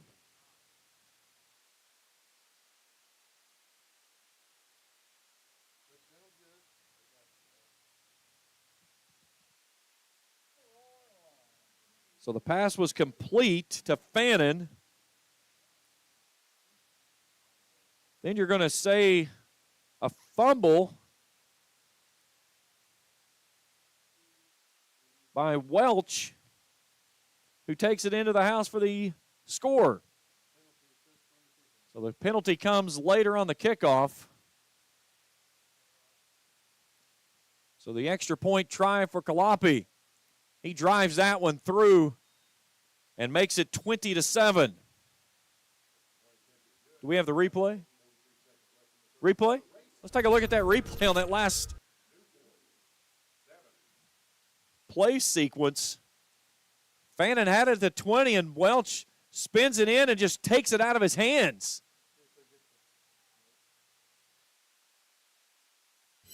Good job there by the camera crew on the field of catching all that action. So the Thoroughbreds get on the scoreboard on the turnover as Fannin coughs it up, and Welch just wrestled it out of his hands. There's a good look at the moon we've been talking about tonight. Beautiful skies now clearing over top of the stadium. So the penalty was enforced on the kickoff.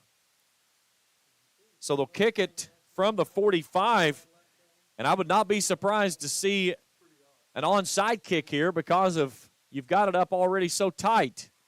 Instead, they squib it, take it to the near sideline. Eisen has it at the 10, comes near sideline 20, and then is chased out of bounds into his own bench.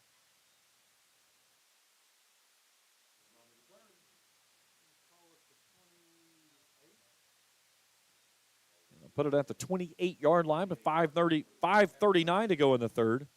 Rams in front. 22-7. We'll see what the offense can muster up here. Four hats across the line for the visiting Thoroughbreds for Lundy on 1st and 10. Handoff Browning off left side. Lowers the shoulder with a big hit right there as Isaac Browning, a Red 8 RX Pharmacy first down.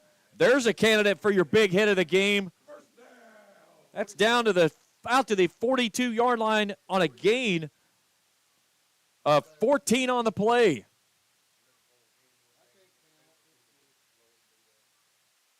Lundy wants to throw, zips it out near sideline. He's got Ison there. Ison with a nice move, slips free. He's slippery like a greased pig at the county fair, fighting for extra yards down inside the 45 of the Thoroughbreds.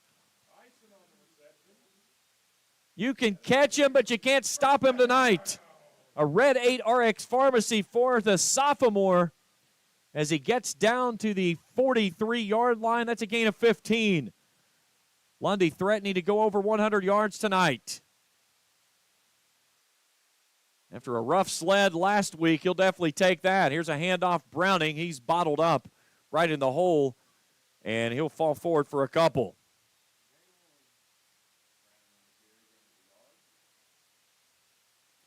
Down to the 42-yard line, 2nd down 9.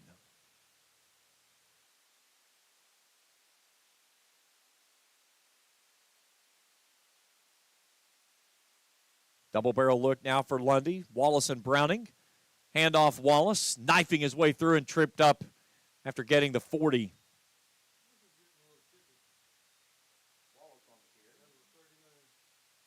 Gain of down to the 38-yard line, a gain of 4. 3rd down and 5. Rams want to line up and go quickly. Handoff Wallace. Gets stood up just shy of the 35 on a nice hit. Welch was the man that got him. So it will be 4th down coming up for the Rams. A gain of 2 makes it 4th down and 3. Rams on the season, 5 of 15, 33% on 4th down tries. They're going to go for it here. Thoroughbred showing blitz, and they get movement on both sides. Now the question is, was Caleb Black drawn off? There was motion, and it's a neutral zone infraction. So the Thoroughbreds draw off Caleb Black, and by doing so, will move the sticks for the Rams and a Red 8 RX Pharmacy 1st down and 10. Number 21 in the ball game. So move it down to the 31-yard line. Shannon Marucci checking in as the H-back. He's playing in the position of Braden Webb, who's out with that injury. On 1st down and 10. Handoff Heighton. Heighton dives right up the gut, trying to follow Marucci.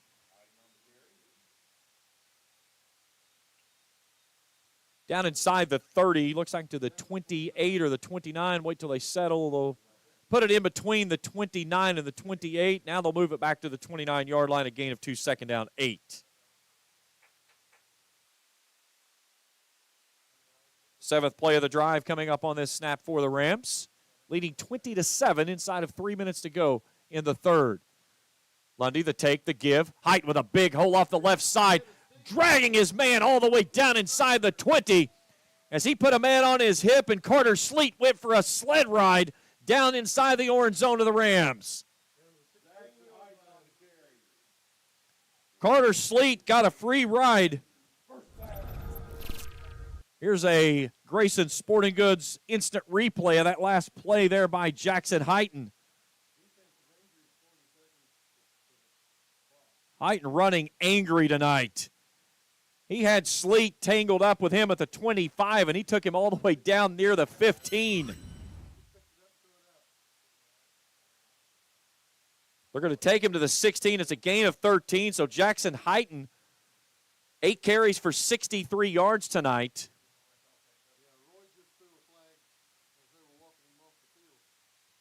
I see we got laundry on the field.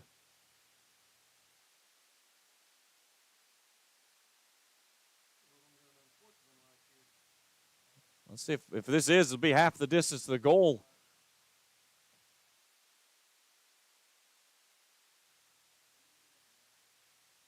And they'll get that one on Demetric Welch.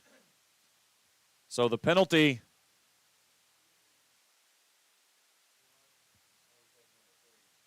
Change that to number 3, Carter Sleet, the man that got dragged by Jackson Heighton. So they'll take him down to the 8-yard line. And it makes it 1st down and 2 now.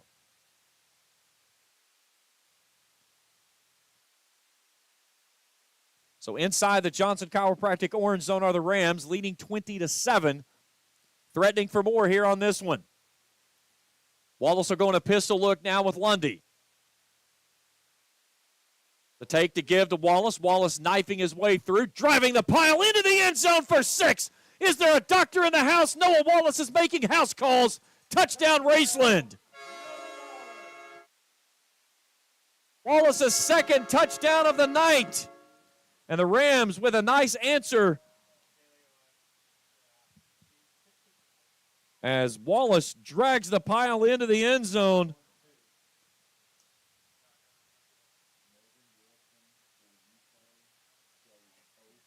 And that play makes an 8-play, 72-yard drive, 4 minutes, 24 seconds, with 2:28 to go in the 3rd period. And the Rams lead it 26-7.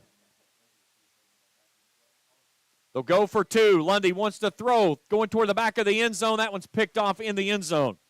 So the 2-point conversion is no good. 26-7. Here's their Grayson Sporting Goods instant replay.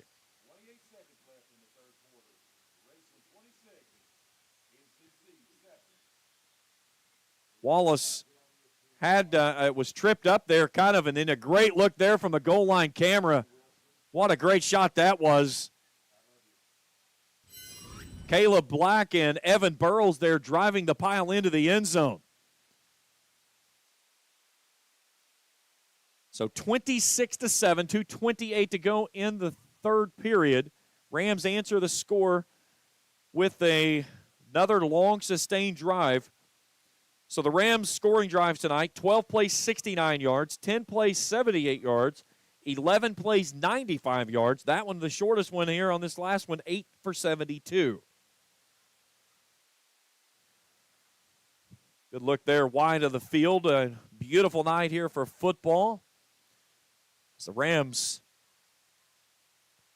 bouncing back nicely after that tough loss to Highland last week, and it looks like that one is certainly well out of their system.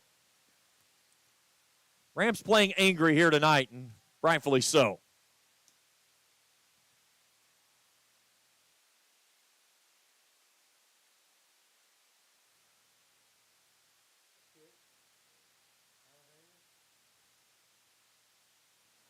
Near sideline, Forge hammered out of bounds, and a big pop into the sideline. Looked like 57 just lost his helmet. He's on the sidelines. He's not even a part of the play.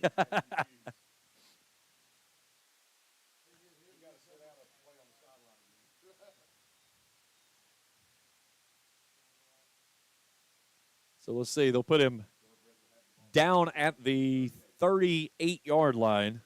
2:24 to go in the 3rd. And the Rams leading 26-7.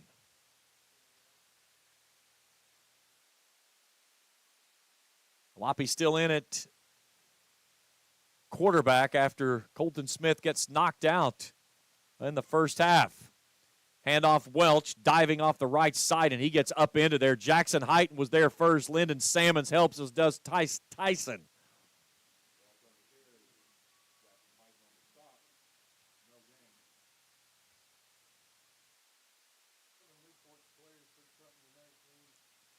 No gain on the play, 2nd down, 10. Inside of 2 to go here in period number 3. 3 wide, right, 1 left for Kalapi from the gun. Rolling out right.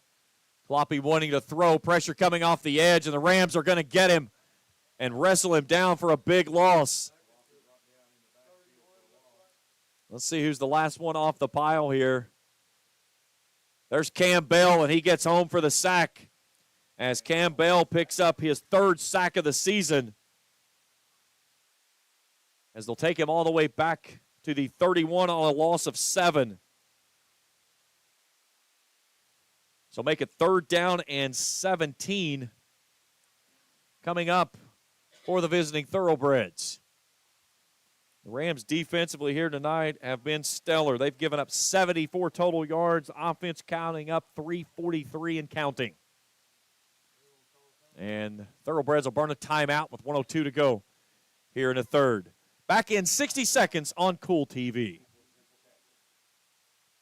The Electric Plant Board of the City of Vanceburg has been serving the needs of the community since 1939 and is dedicated to maintaining reliable utility service for its customers. Their employees are active members of the community and take pride in serving their neighbors and friends. The Utility Board encourages their customers to use their convenient online bill pay or phone payment service located on the back of their bill. They remind everyone to call 811 before you dig, even for small jobs, to prevent hitting buried utility line. And they wish all the teams the best of luck this season. I'm April Perry, the CEO of Kentucky Farmers Bank. On average, our employees have been with Kentucky Farmers Bank for over 10 years, and that is important to you and us. We want you to know who you are dealing with. Whether you are financing a new home, buying a car, or remodeling your kitchen, Kentucky Farmers Bank is the better bank for all your needs. Kentucky Farmers Bank, the better bank for all your financial needs since 1931. Located in Ashland, Summit, and Catlettsburg. KentuckyFarmersBank.com. Member FDIC and equal housing lender.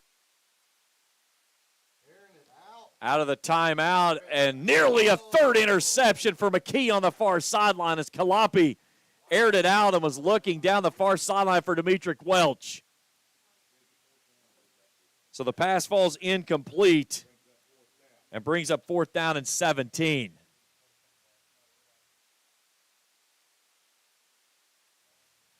Austin McKee trying to have himself a night.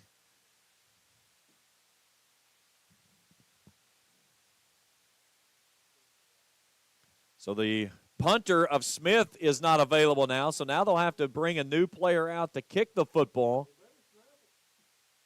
And that's their center. That's Oradzansky, who had the catch earlier. We'll go to Parker Fannin, who fields it at his 45.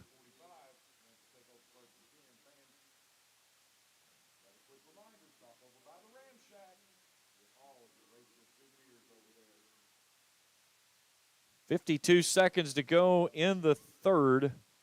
Rams leading 26-7. And they'll have the football on their own 45-yard line. Again, check your YMCA scoreboard there at the bottom of your screen. Russell leading Fleming 12-0. Knott County Central's tightened up against Morgan in the Sorghum Bowl, now trailing by 4. Ashland 47-7 lead over Greenup.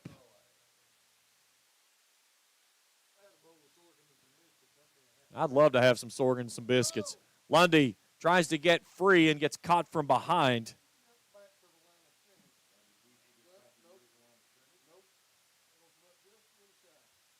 No gain on the play. Make it 2nd down 10.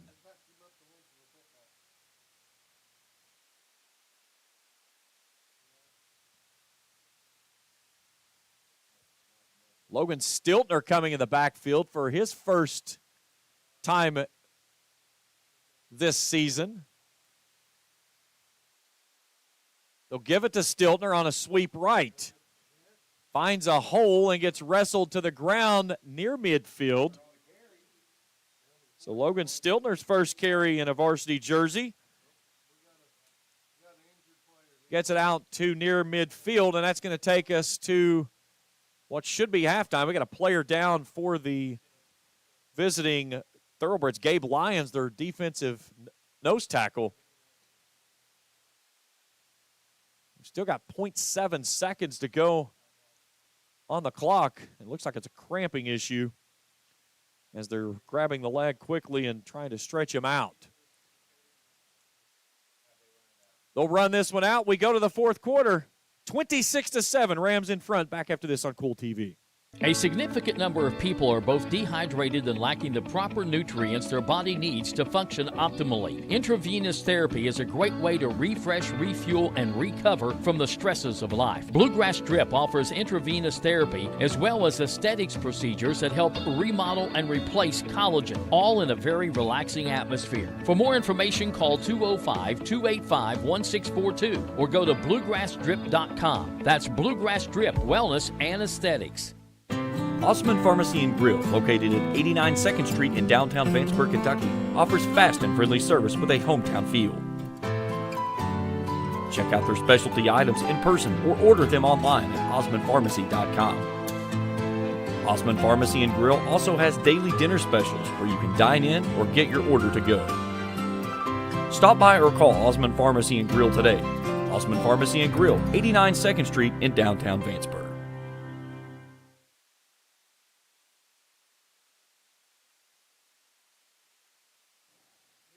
26-7 as we welcome you back here on Kool TV.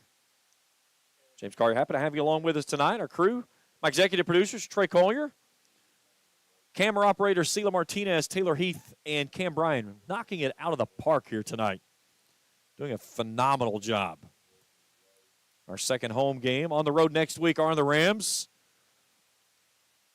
As take a look at the schedule for the Rams coming up next. Hazard down way down US 23. Pair of home games to start district play with Fairview and Paris on the 6th and the 13th. Rams head to Nicholas County on the 20th, and then that big trip with Cutter Boley and LCA coming in here on the 27th. That'll wrap things up with senior night. And then off in the month of November and the start of the postseason.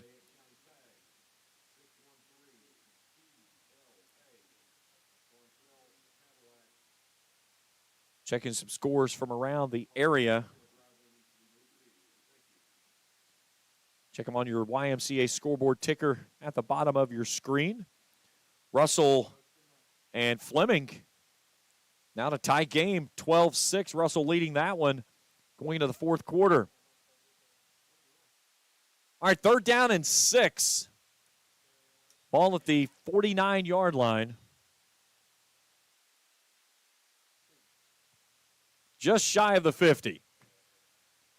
So the Rams will start it in the fourth and final stanza. Lundy with trips to the near sideline, zips it out to Heighton on a screen. He's got a nice block up the seam. He goes with a head of steam and a B-button push. Heighton running angrily down across the 35. He had some Cheerios before the game tonight. Gain of 18 on the pass play as that takes Lundy over 100 yards in the ball game.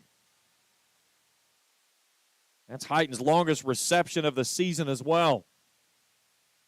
So 1st down and 10 for the Rams to start the fourth quarter with a big play. Lundy zips it out near sideline. That's Brody Austin. Austin with a nice cutback near side 15. Angles at the 10. Finds a seam to the end zone and takes it to the house for 6. 33-yard touchdown for Brody Austin, and the Rams add to the lead. It's 32-7.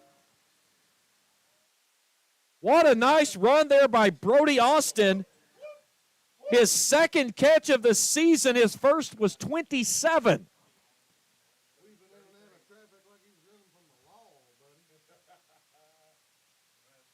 It was like they didn't realize who the man that had the football was. I can't wait to see that one on replay. Stanley's extra point is true. It's 33-7 Rams. And here's your Grayson Sporting Goods instant replay.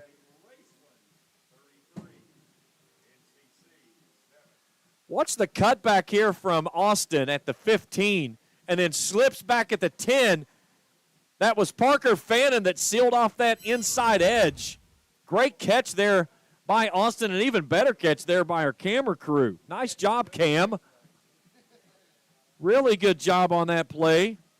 Again, I can't say enough about my kiddos and the job they've been doing here for the covers that we've been providing here on Kool TV from Raceland. But another Johnson Chiropractic touchdown. A Red 8 RX Pharmacy first down on the play as well. Raceland with 25 first downs in this ball game. It's been a while since they've had that many in a contest.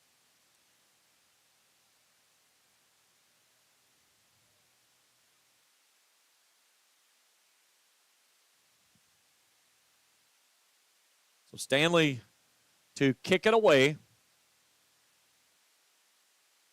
He'll hang this one near sideline. Ford will run under it at the 17. Trying to stretch it out to the far side.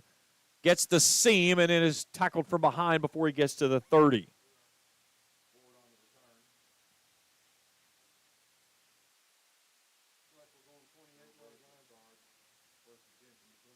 So put him at the 28 with 11:17 to go in the contest. And all Raceland in this one. Rams came out, won the coin toss. Typically, they defer to the second half. They said, no, thank you. I want the football. And the Rams went right down the field and scored. It was 6-0 for a little bit, and then they got into the second quarter, got a couple of scores, including one late. So now we're going to double-barrel shotgun look as they'll give the handoff. Still waiting for the young man to come off the pile with the football, as that was Eddie Bivens, his first carry tonight. Out to the 30, gain of 2, second down 8.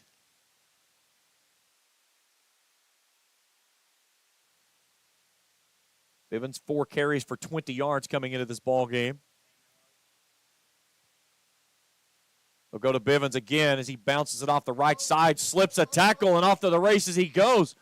Wrestled down from behind by Elias Jackson, but a big run there by Bivens as he just saved a touchdown.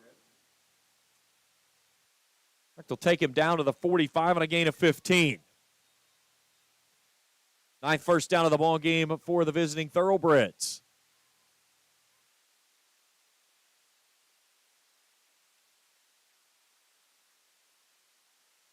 Logan Lundy in this ball game, 14 of 17, 146 through the air, 2 touchdowns.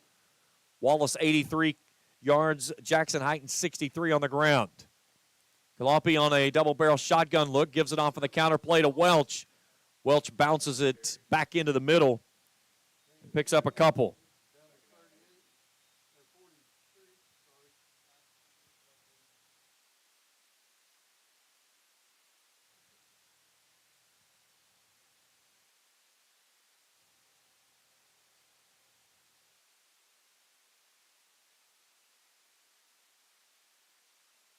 Gain of 2 on the play, was it? Thank you. Second down and 8. Wants to throw it, does so to the outside edge, makes the connection to Chris Mayer, and he's chased out of bounds on the far sideline.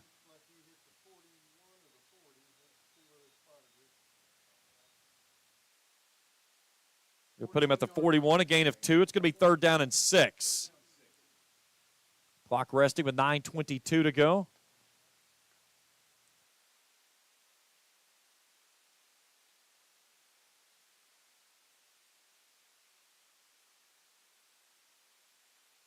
Bivens and Welch in the backfield in a double-barrel shotgun look with Kalapi.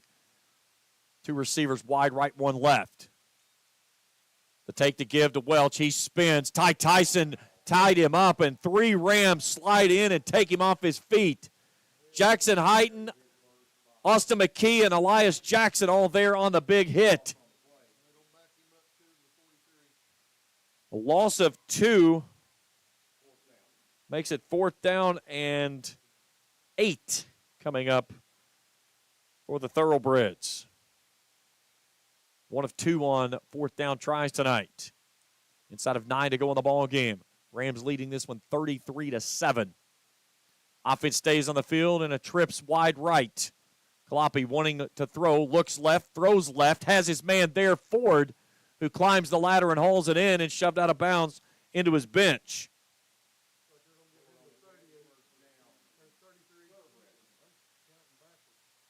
Gain of 10 on the play, 1st and 10. 10th first down of the ball game for NCC.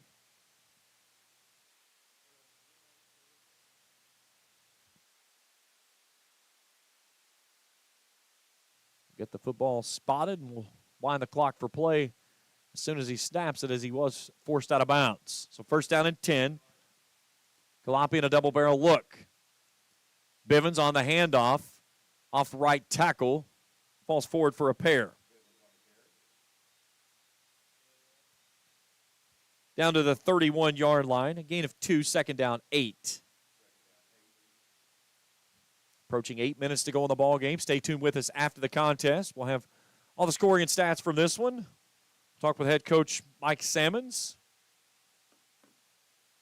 Johnson Central hammering Boyd County 40-14. Russell leading Fleming 20-6. Fourth quarter action on that one up in Flemingsburg. Loppy wants to throw, does so outside, and Ty Tyson turned around and the ball was zipping over top of his head. He couldn't get a hand on it. Coming in and trying to make another interception was Austin McKee, but the pass falls incomplete, brings up 3rd down and 8. 7:57 to go in the ball game.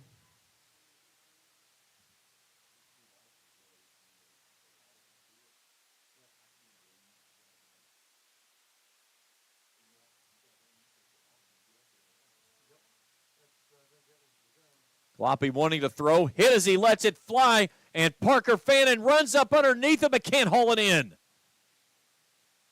Tried to come back and get underneath it, but it gets on the turf shy of the goal line. Great effort there by the senior. See him wearing that big elbow brace. That was from the injury he sustained last year in the state championship game on that last play of the first half when he threw his arm behind him trying to knock down a pass and then dislocated his elbow.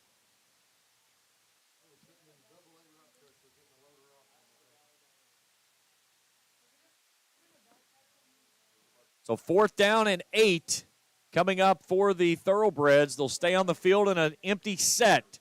Kalapi looking right, throws right, has his man there who makes the catch, slips a tackle, and gets down inside the 20 to the 15.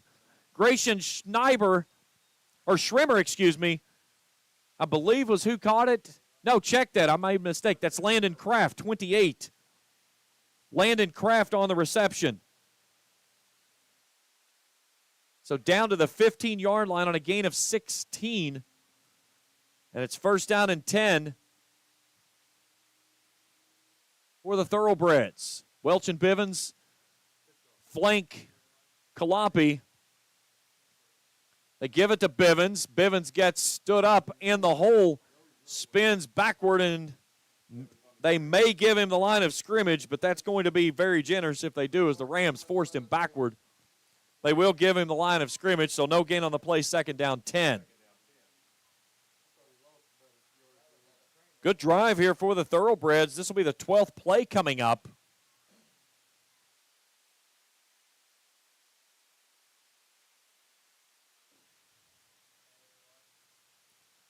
Kalapi with 3 receivers right. Looks left, throws this one out, and it's incomplete. Airmailed his man. He was crossing in front. Was looking for Ford.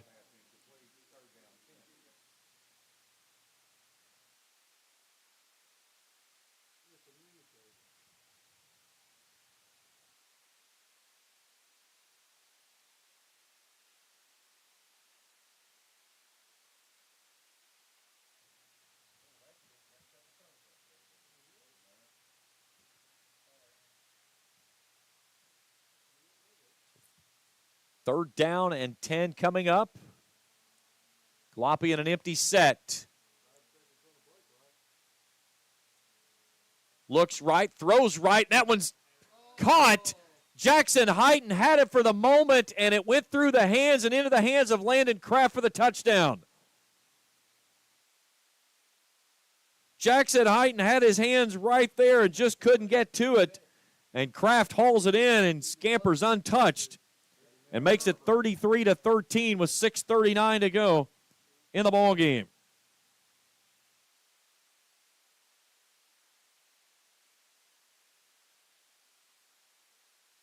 Kalapi needs his tee so he can kick.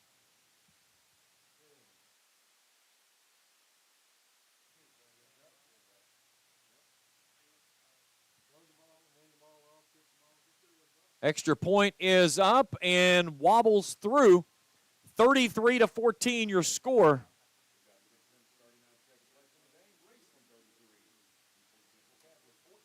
So 6:39 left to play in the ball game.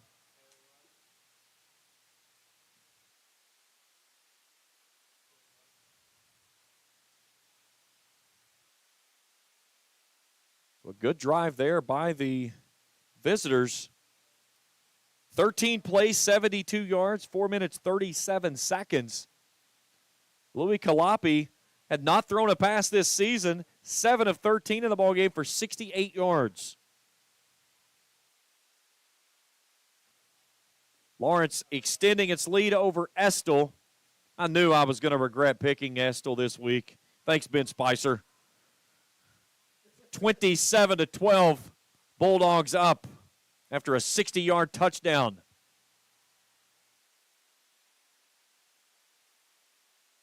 A good one out in Grayson. East and West are even at 28. Listen, you throw the records out when it's the battle for the barrel. I'll talk with a winning coach tomorrow morning on Let's Talk Sports. I'll be over in Grayson. Here's a kickoff return by Isaac Browning. They're trying to get him from behind, but a heck of a run by the Rams tailback as he takes it across midfield and down inside the 40.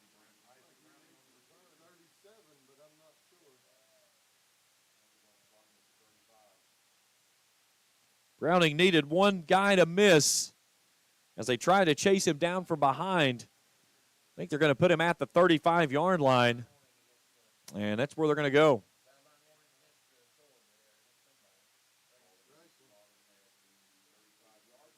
So 6:32 to go in the ball game. Here comes the offense back out. Bobby Coons in the house, Southline Morning. Oh, Bobby, he did a heck of a job in his days. Handoff Wallace trying to sweep it out, finds a hole, spins in the hole, and runs into a wall of white jerseys as he gets a big pop for no gain. Good job there in the pursuit by the Thoroughbreds. Leading this charge there, Mason Boss off that defensive line.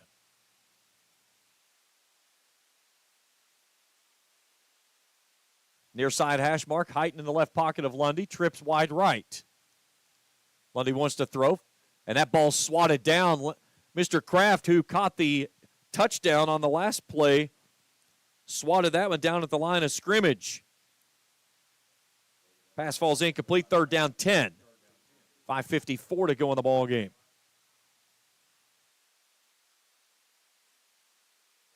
Really good look there. Logan Lundy as he turns and looks to the sideline.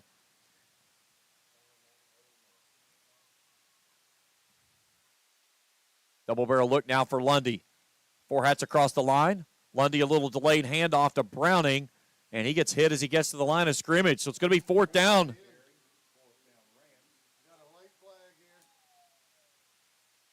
And late laundry coming in.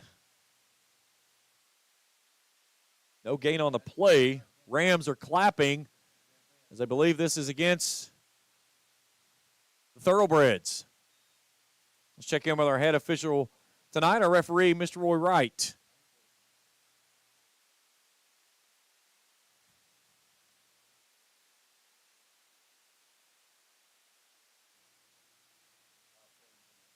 We're going to get unsportsmanlike on Bryson Rousey and Cameron Patterson. So offsetting penalties will make it 4th down and 10 after no gain on the play. Rams tonight have not attempted a fourth down try. 33.3% on the season. 5 of 15.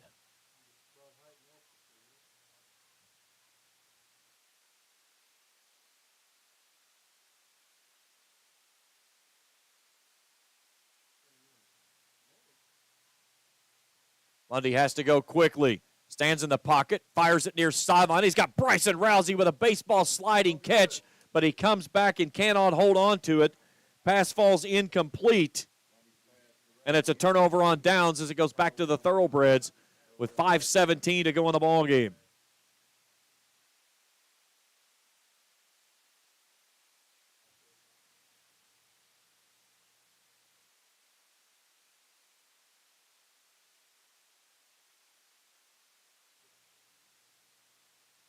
Stay tuned with us after the contest for post-game coverage. We'll check the scoring and stats of this one. Talk with head coach Mike Sammons.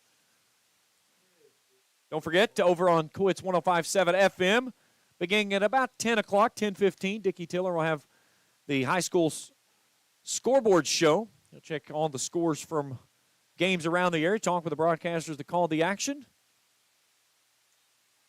Kloppe fires this one out to the far sideline. He has his man there, and immediately Jonah Arnett gets in and makes the stop. Pass was completed out to Mitchell Doker. So Arnett with the tackle for a loss as it goes back to the 34, makes it second down 11. Inside of 5 to play in the ball game. A beautiful night here in Ramland. Raceland's going to get to 3-2 on the season. Hand off Bivens, and he is swallowed up and spun down. Rams will finish him off after he tried to squirt forward. But Bivens, no gain. Third down and 11 coming up.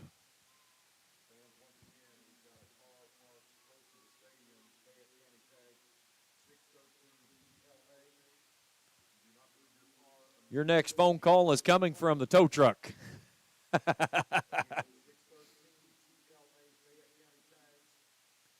Third down and 11 on an empty set now for Kloppe. And Jackson Heighton tried to time it up, and as he did, he is going to give the Thoroughbreds a free 5 yards.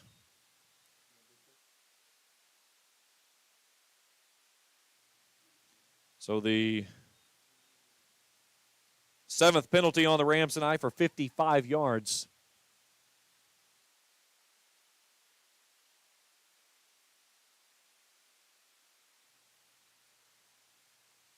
JFL night here in Ramland. A lot of the youngsters out in full force this evening, as they are most nights. Rush coming. Ball floated to the far sideline. What a big hit there by Brody Austin. Bivens went up and made a heck of a catch. But I'm telling you right there, put that one in the marker book. That one right there is your Bowman's Auto Center big hit of the game. He unloaded on him at the 48-yard line. It'll move the sticks. First down and 10. But Brody Austin lowered the boom and took Mr. Bivens off his feet. 13th first down for the Thoroughbreds. Empty set, far side hash mark from their own 48. Kloppe floats it down the middle, had his man wide open, but he overthrows Landon Kraft, who was going on the streak route. Take a look at this instant replay brought to you in part by Grayson Sporting Goods.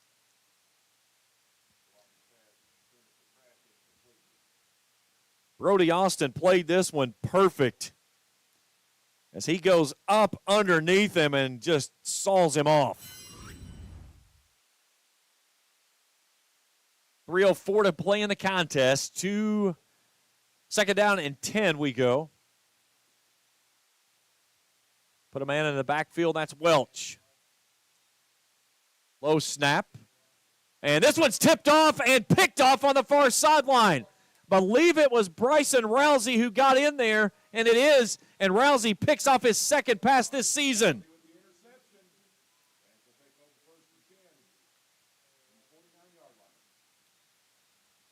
So Rousey gets it back up to the 49-yard line of the Rams. 2:58 to go in the ball game, and the Rams are going to put this one on ice with a big interception.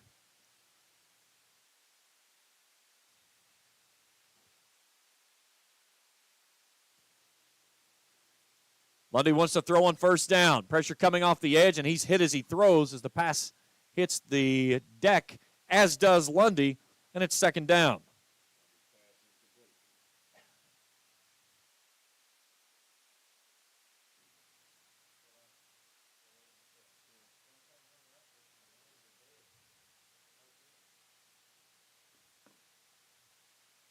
Lawrence County adds to its lead. It's now 33-12 on Estill County.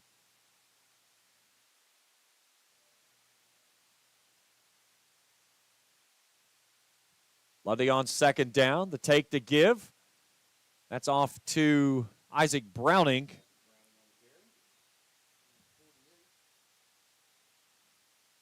He'll go across midfield down to the 48-yard line. A gain of 3. It'll be third down and 7. Raceland tonight, 5 of 8 on third down tries. Inside of 2:30 to go in the ball game. Lundy in a twin set. Play action, stands in the pocket, plenty of time, airing it out. He's got a man in stride. That's Parker Fannin at the 15.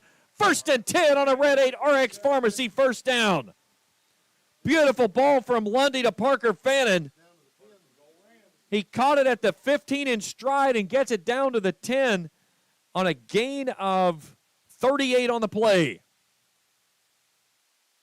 Down inside the Johnson Chiropractic Orange Zone are the Ramblers. So we've got 2 minutes to go in the ball game. Lundy on first down and 10. Pitches it out, Wallace. Wallace following Lundy. Cuts back left, and it is just shy of the goal line. They're going to put him just shy of the goal line. Here's the replay on that last play. This was a beautiful pass from Lundy as he aired it out. Fannin in stride catches it. Now Lundy, second down and goal here. And the Rams take it off the near side edge. Jackson Heighton gets in, and the Rams add to their lead and make it 39-14.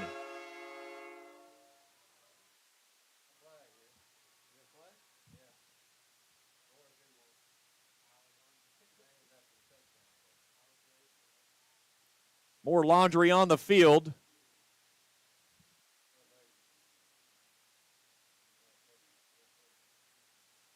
So a personal foul after the play. It'll be enforced on the kickoff.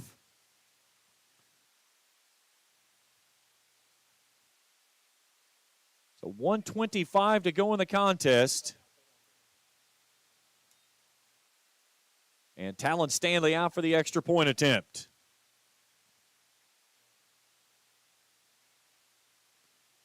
Kick is up and good. 40-14. Did we get replay on that last kick, or on that last touchdown? That's okay. We've got a lot of replays tonight. We greatly appreciate Grayson Sporting Goods. We'll check all of our replays in postgame. Last drive for the Rams. 5 plays, 51 yards. Minute 45. That's their quickest drive tonight. They put it in the end zone. And this is a statement win for the Rams. They needed this one in a big way. Tough road contest coming up next week. They'll make the trip to Hazard. I'll be with you on the call over on the Kool Sports Network. And then back here in 2 weeks, we'll bring in Fairview, followed by Paris.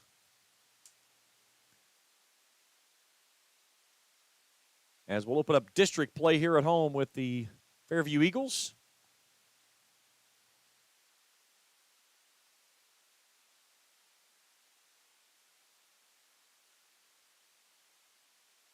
So the Rams will kick this one off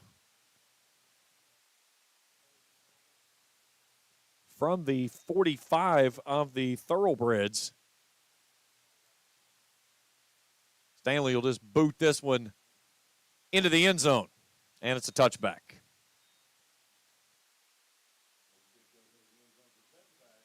So first down and 10 from the 20 for the Thoroughbreds. 1:25 left to go with this one. Rams are going to go to 3-2 on the season. Thoroughbreds will lose their third straight. They'll fall to 2-4. And this marks the first win for the Rams over the Thoroughbreds since 1997. First time these two teams have met in the regular season. Everything else has been in the postseason. East Carter leads West 34-28, 1:13 to go in the ball game. A tight one out in Grayson. That one's also over on Kool TV. Spencer Hutchinson's probably about to lose his mind in that game over there. He was amped up all over the place on that one this week. Again, it doesn't matter the records. Typically, that game, you can have a team that's 10-0 and 0-10 coming in, and they're going to play really tight. Here's a ball down to Ford as he climbs the ladder and hauls it in. Are they going to call it complete or not? Officials are moving up like it is a completed catch. So take him down to the 40. That's a gain of 20 on the play. So Kalapi now nearly with 100 yards of passing since taking over at the half from Colton Smith. Two receivers each way. Ball floated to the far sideline. That one falls incomplete. Clock rests with 57 seconds to go.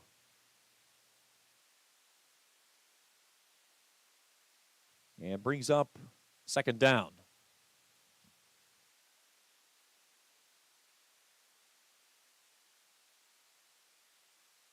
Johnson Central hammering Boyd 46-14. Russell leading Fleming 26-12. 40-14 our score here. Handoff with a good head of steam right up the gut right side as that was Preston Alford. His first carry tonight.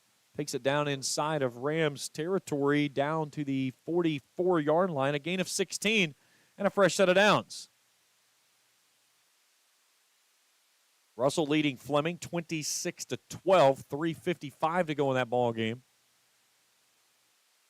Here's Alford trying to tiptoe himself through. Chase Carell welcomes him to the ground.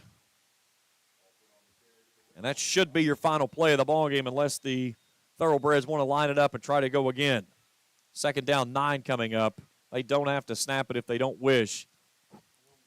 And I think the Thoroughbreds are going to take what's left of the pride that the Rams have let them have this evening and hobble it back to the sideline and put it on the bus and take it back home to Newport. Good win for the Rams here tonight. They win this one 40-14. Postgame show when we return after this on Kool TV.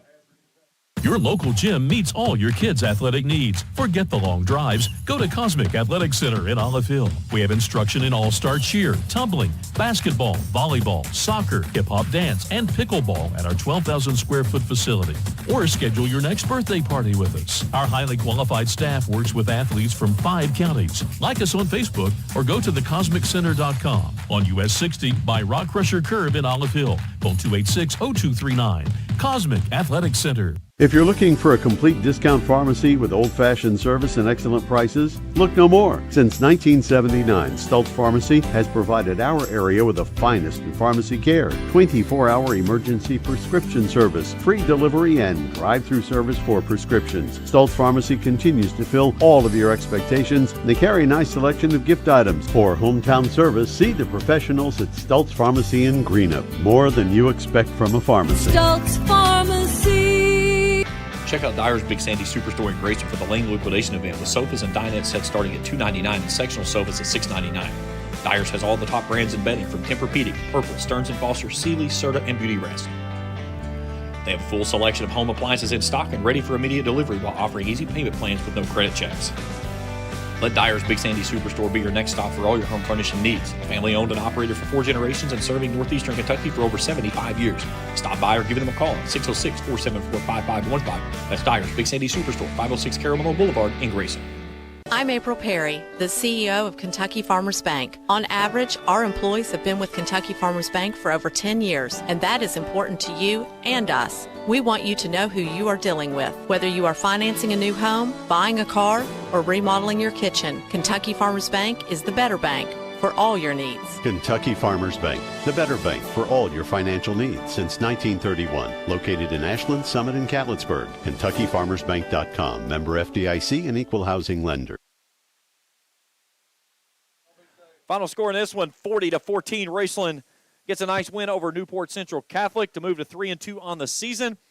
The visiting Thoroughbreds fall to 2-4 on the year. Let's take you through the scoring plays in this one. The Rams got the football off the opening kick and marched it right down the field. Noah Wallace caps off an 12-play, 69-yard drive. 4 minutes, 45 seconds. The Rams get into the end zone on the 2-yard plunge from Noah Wallace. Extra point they decide to not go for extra point. They go for 2.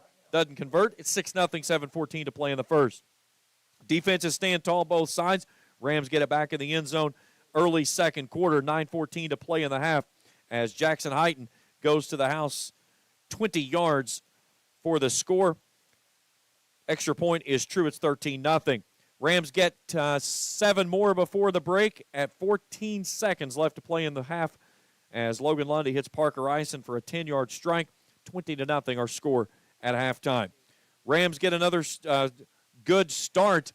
Then the defense for the visiting Thoroughbreds forces a turnover as Demetric Welch wrestles it out of the hands of Parker Fannin and then it takes it back to the house for the first score for the Thoroughbreds. 5:24 to play in the third. It's 20-7. The Rams respond, though. They go the distance of the field, and Logan Lundy gives it off to Noah Wallace. He goes in from 8 yards out, 26-7, as Wallace gets in for his second touchdown of the night.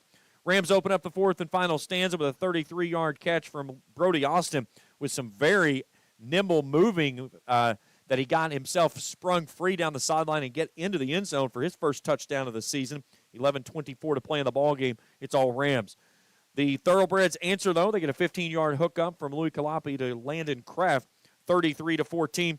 Rams answer late as Jackson Heighton gets it in from the final yard and his second rushing touchdown of the night. 40-14, your final score in this one. We'll take a break. We'll come back. We'll look at numbers. We'll talk with head coach Mike Sammons. We've got those second-half statistics still to come. That's as we continue here in postgame on Kool TV. The Electric Plant Board of the City of Vanceburg has been serving the needs of the community since 1939 and is dedicated to maintaining reliable utility service for its customers. Their employees are active members of the community and take pride in serving their neighbors and friends. The Utility Board encourages their customers to use their convenient online bill pay or phone payment service located on the back of their bill. They remind everyone to call 811 before you dig, even for small jobs, to prevent hitting buried utility line. And they wish all the teams the best of luck this season. I've been a member for a little over 46 years. They're very family oriented. You just walk in and everybody's friendly. They talk to you, they know you by name. You may not go in there for a day or, several years, and I think you go in there and you still feel like family. Recently, we refinanced our home, and it felt like it was right because we trust the people that work there. This is my people. Ashland Credit. When you want real, authentic Mexican menu items, you want Tres Hermanos Nunez. Accept no substitutes. None compares. Fajitas, tacos, burritos, quesadillas, chimichangas, even vegetarian choices. A kids menu, desserts, and salads. A tasty, budget-pleasing selection for you and your family, unlike any others. Should be your first and only choice for authentic Mexican all throughout the tri-state. Ashland, Greenham, Grayson, Paintsville, Canova, South Point, Olive Hill, and Cannonsburg. Tres Hermanos Nunez, the best around. Looking for a new ride? Stop by Fairchild's Auto Sales where everyone is approved. Good credit, bad credit, even no credit. Fairchild Auto Sales is fast and hassle-free and can get you on the road with down payments as low as only $500. Plus, all purchases receive a 2-year, 24,000-mile warranty. With new inventory arriving weekly, Fairchild's Auto Sales is certain to have that new ride you are looking for. Need servicing on your ride? Fairchild's Auto Sales is now offering service work with oil change and brake service specials. Let Fairchild's Auto Sales earn your business. Call 606-494-2030 or visit fairchildsauto.com. Fairchild's Auto Sales, US 23 in Wortland.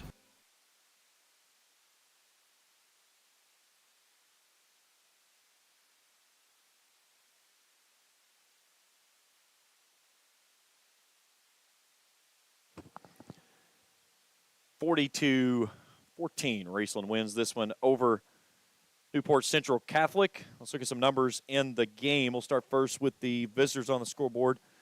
Newport Central Catholic, 15 first downs in the ballgame. They were 6 of 13 on third and 3 of 4 on fourth down. They were held to 191 total yards of offense, a lot of that coming in the second half. Raceland had them only at 47 yards in the first half of action. They go through the air for 116, on the ground for 70. They were flagged 7 times for 63 yards, 3 turnovers in the ballgame, all those interceptions, 2 of those from Austin McKee. 3 punts in the ballgame, averaging 36.7 yards a kick. Had the football for 22 minutes and 58 seconds. For the Rams, 27 first downs on the night, 6 of 9 on third down tries, 0 for 1 on fourth down, 449 total yards of offense. That's certainly a vast improvement from last week when the Rams got absolutely just walloped by a very good Highlands team. But a good bounce back here tonight for the Rams as, again, of that 449, 265 on the ground. Rams rushed it 43 times, averaging 6.16 a carry, flagged 7 times for 55 yards. The 1 turnover, the fumble in the second half there. But other than that, that was it. The Rams looked very efficient. 1 punt, 36 yards, had the ball for 24 minutes and 50 seconds. Numbers look like this. Louis Kalapi goes 10 of 19 in the second half as he takes over at quarterback. He goes for 96 yards and a touchdown. Colton Smith finished 3 of 13 for 29 yards. He was on crutches coming out of the locker room. He did not see any action in the second half of play. Rushing, it was Dimitri Welch leading the way with 15 carries for 46. Eddie Bevins, 5 for 29. Charlie Floyd caught 5 balls for 50. Landon Kraft, 2 for 31. For the Rams, Logan Lundy, 15 of 21. 184 total yards. Noah Wallace, 13 carries for 92 yards tonight, 2 touchdowns. Jackson Heighton goes for 9 for 64. Isaac Browning, 11 for 49. Through the air, Parker Fannin, 3 catches for 54. Parker Ison, 6 for 61. As the Rams were very efficient throughout this ball game here tonight. Well, joining us now here in postgame, head coach Mike Sammons. And Coach, I said from the word go, you could really tell that there was a different look with the way that you guys were in the first quarter there. And it was the way you took the ball down the field. You've got ears. I know you don't have ears, but you're on. You're fine. Okay. It was the way you took the ball down the field there on that first drive and really efficiently put the ball in the end zone. Yeah, I thought we came out, a little bit more focused. No, you're fine. Go ahead. I'm sorry. A little bit more focused. We talked about the last couple of weeks.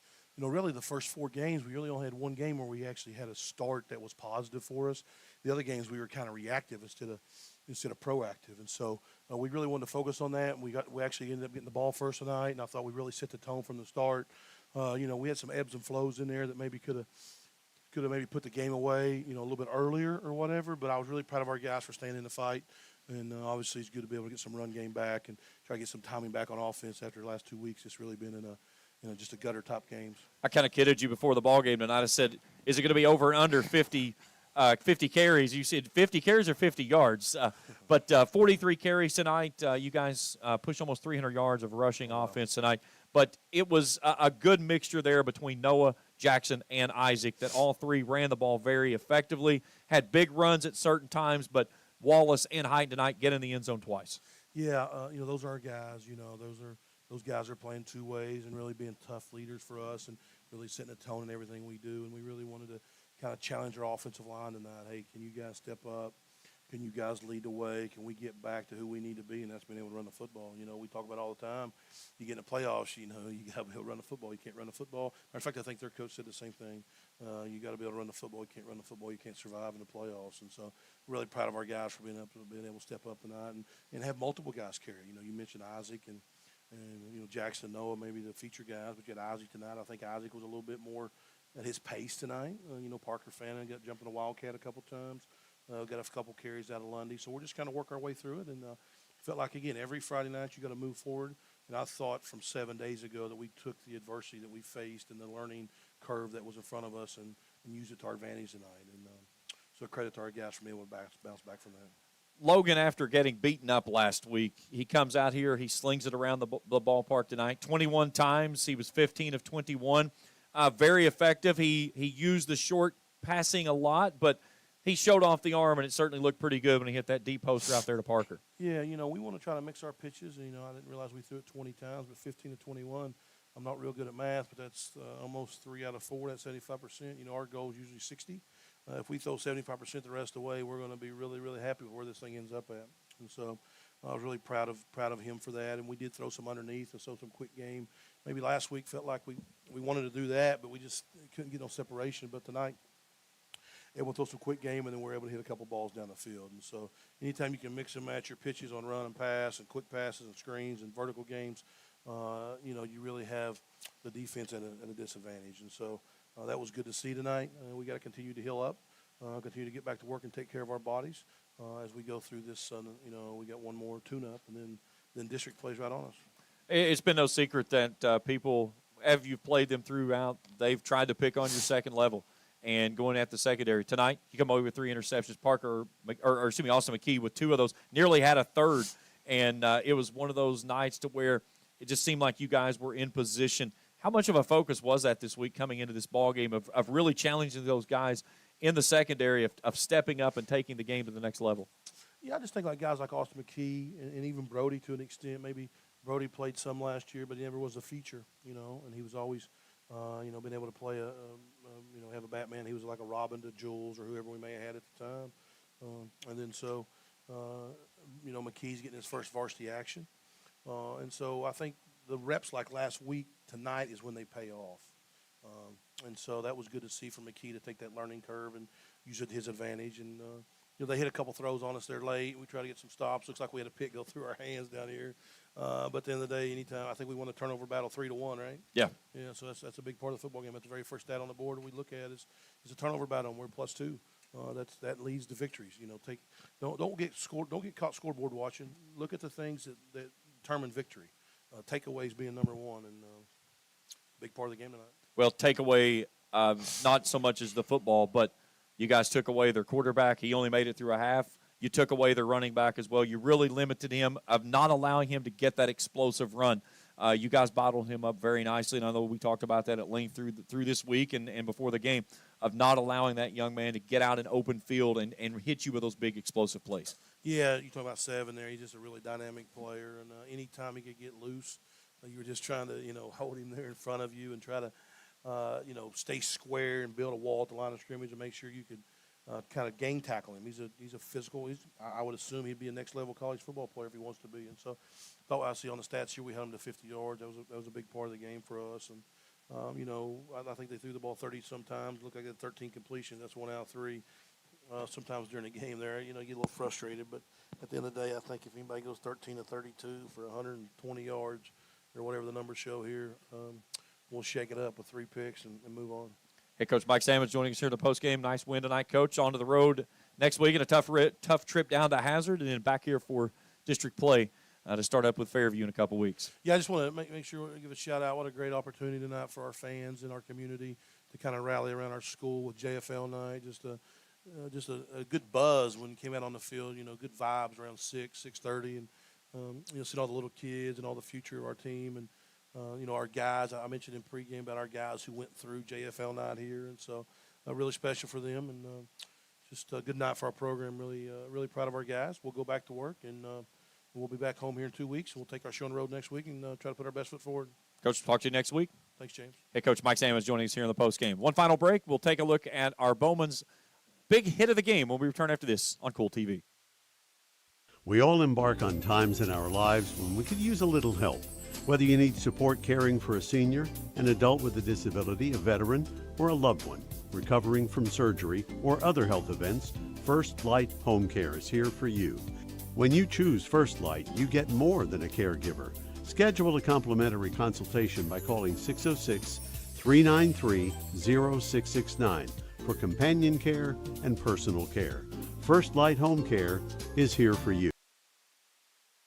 Primary Plus is celebrating 40 years of its mission of quality, advanced, affordable health care. With over 11 primary care locations throughout the region, Primary Plus believes in our communities and our patients. The Primary Plus name means primary care plus so much more. Offering extended services such as women's health, pediatrics, dental, counseling, diabetes management, infusion services, and on-site pharmacy that offers free delivery. Primary Plus believes in connecting health care for you and your family and is always welcoming new patients. Learn more at primaryplus.net. Where does your money go? When you bank with us, your deposit becomes your neighbor's loan. A real estate agent sells a house. They get a commission. They deposit it with us. We use it to make an auto loan to one of our customers. Hometown people helping each other grow. That's what it's all about. First and People's Bank and Trust Company, member FDIC. We are the home office. It's tailgate time in the Bluegrass. Uncle Rick, what are you doing? I'm getting ready to make my announcing debut. And I believe that's football time in the Bluegrass. But you can believe this, Clark's has everything you need for a winning tailgate. Whether it's ice and cold drinks, chips and dips, or homemade sandwiches, and crispy, crunchy chicken for everybody, Clark's has you covered. And you don't even have to leave your car thanks to our convenient drive-thru. Clark's Pump and Shop. Return. Refresh. Refuel.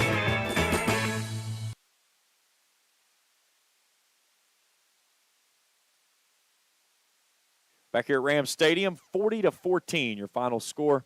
Raceland wins this one tonight. They'll get to 3-2 on the season as Newport Central Catholic falls to 2-4. Well, it's time for the Bowman's Auto Center big hit of the game, brought to you in part by the good friends at Bowman's Auto Service and Collision Center. We go back to the fourth quarter, and Brody Austin, he unloads on this play here as Colompi goes up top and he gets underneath him and lowers the boom there, taking out the legs of Mr. Bivens. But your Bowman's Auto Center big hit of the game tonight, brought to you in part by Brody Austin and the Rams. So the Rams head to Hazard next Friday night. Long trip down US 23 over to Highway 80 up in the mountains. They'll have a matchup with the Rams, in which the Hazard Bulldogs, which they played in the quarterfinals last year. It was a heck of a football game here. The Rams won that one 17-14 to go into the state semifinals. But Hazard, a much different-looking team this year. They have struggled a little bit at best to get through. So, again, anytime you take a long road trip up against a team, you don't want to kind of sell it off for nothing. But the Rams, it's a game that they, again, if the Rams want to show they are who they want to be, they've got to go put their foot forward and continue to make another step forward. So we'll certainly see how things play out in that one. But I'll be with you 7:10. Countdown to kickoff coverage on the Kool Hits Sports Network. And we'll put it in the air at 7:30. Big hat tip to all of my crew here tonight as Trey Collier, executive producer. Phenomenal job by him. He's kind of been baptized by fire over on the production side of things. I think he felt a little more comfortable tonight. But hat tip to my crew on the field. I've got Cam Bryan and Taylor Heath, who knocked it out of the park on the field cameras. Up top, Sela Martinez, her second game with us, and she did a remarkable job as well. Really just these three youngsters are sponges in my class here at Raceland High School, and just done a remarkable job with everything that they're wanting to do and continuing to build upon it. But very fortunate to have a great program here at the high school and all these great kids that just continue to want to build and make this thing better each and every week. And we certainly continue to do so here at Kool Hits and Kool TV.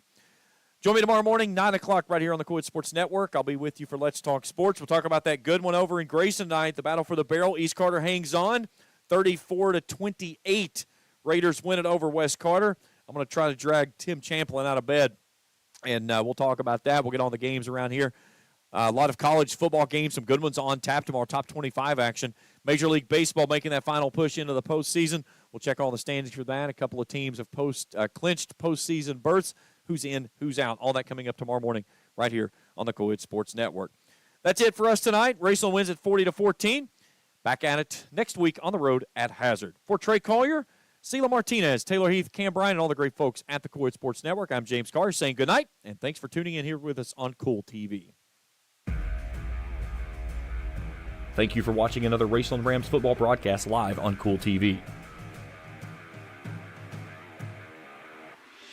This broadcast of Raceland Rams football has been an exclusive sports presentation of the Kool Sports Network and Kool TV.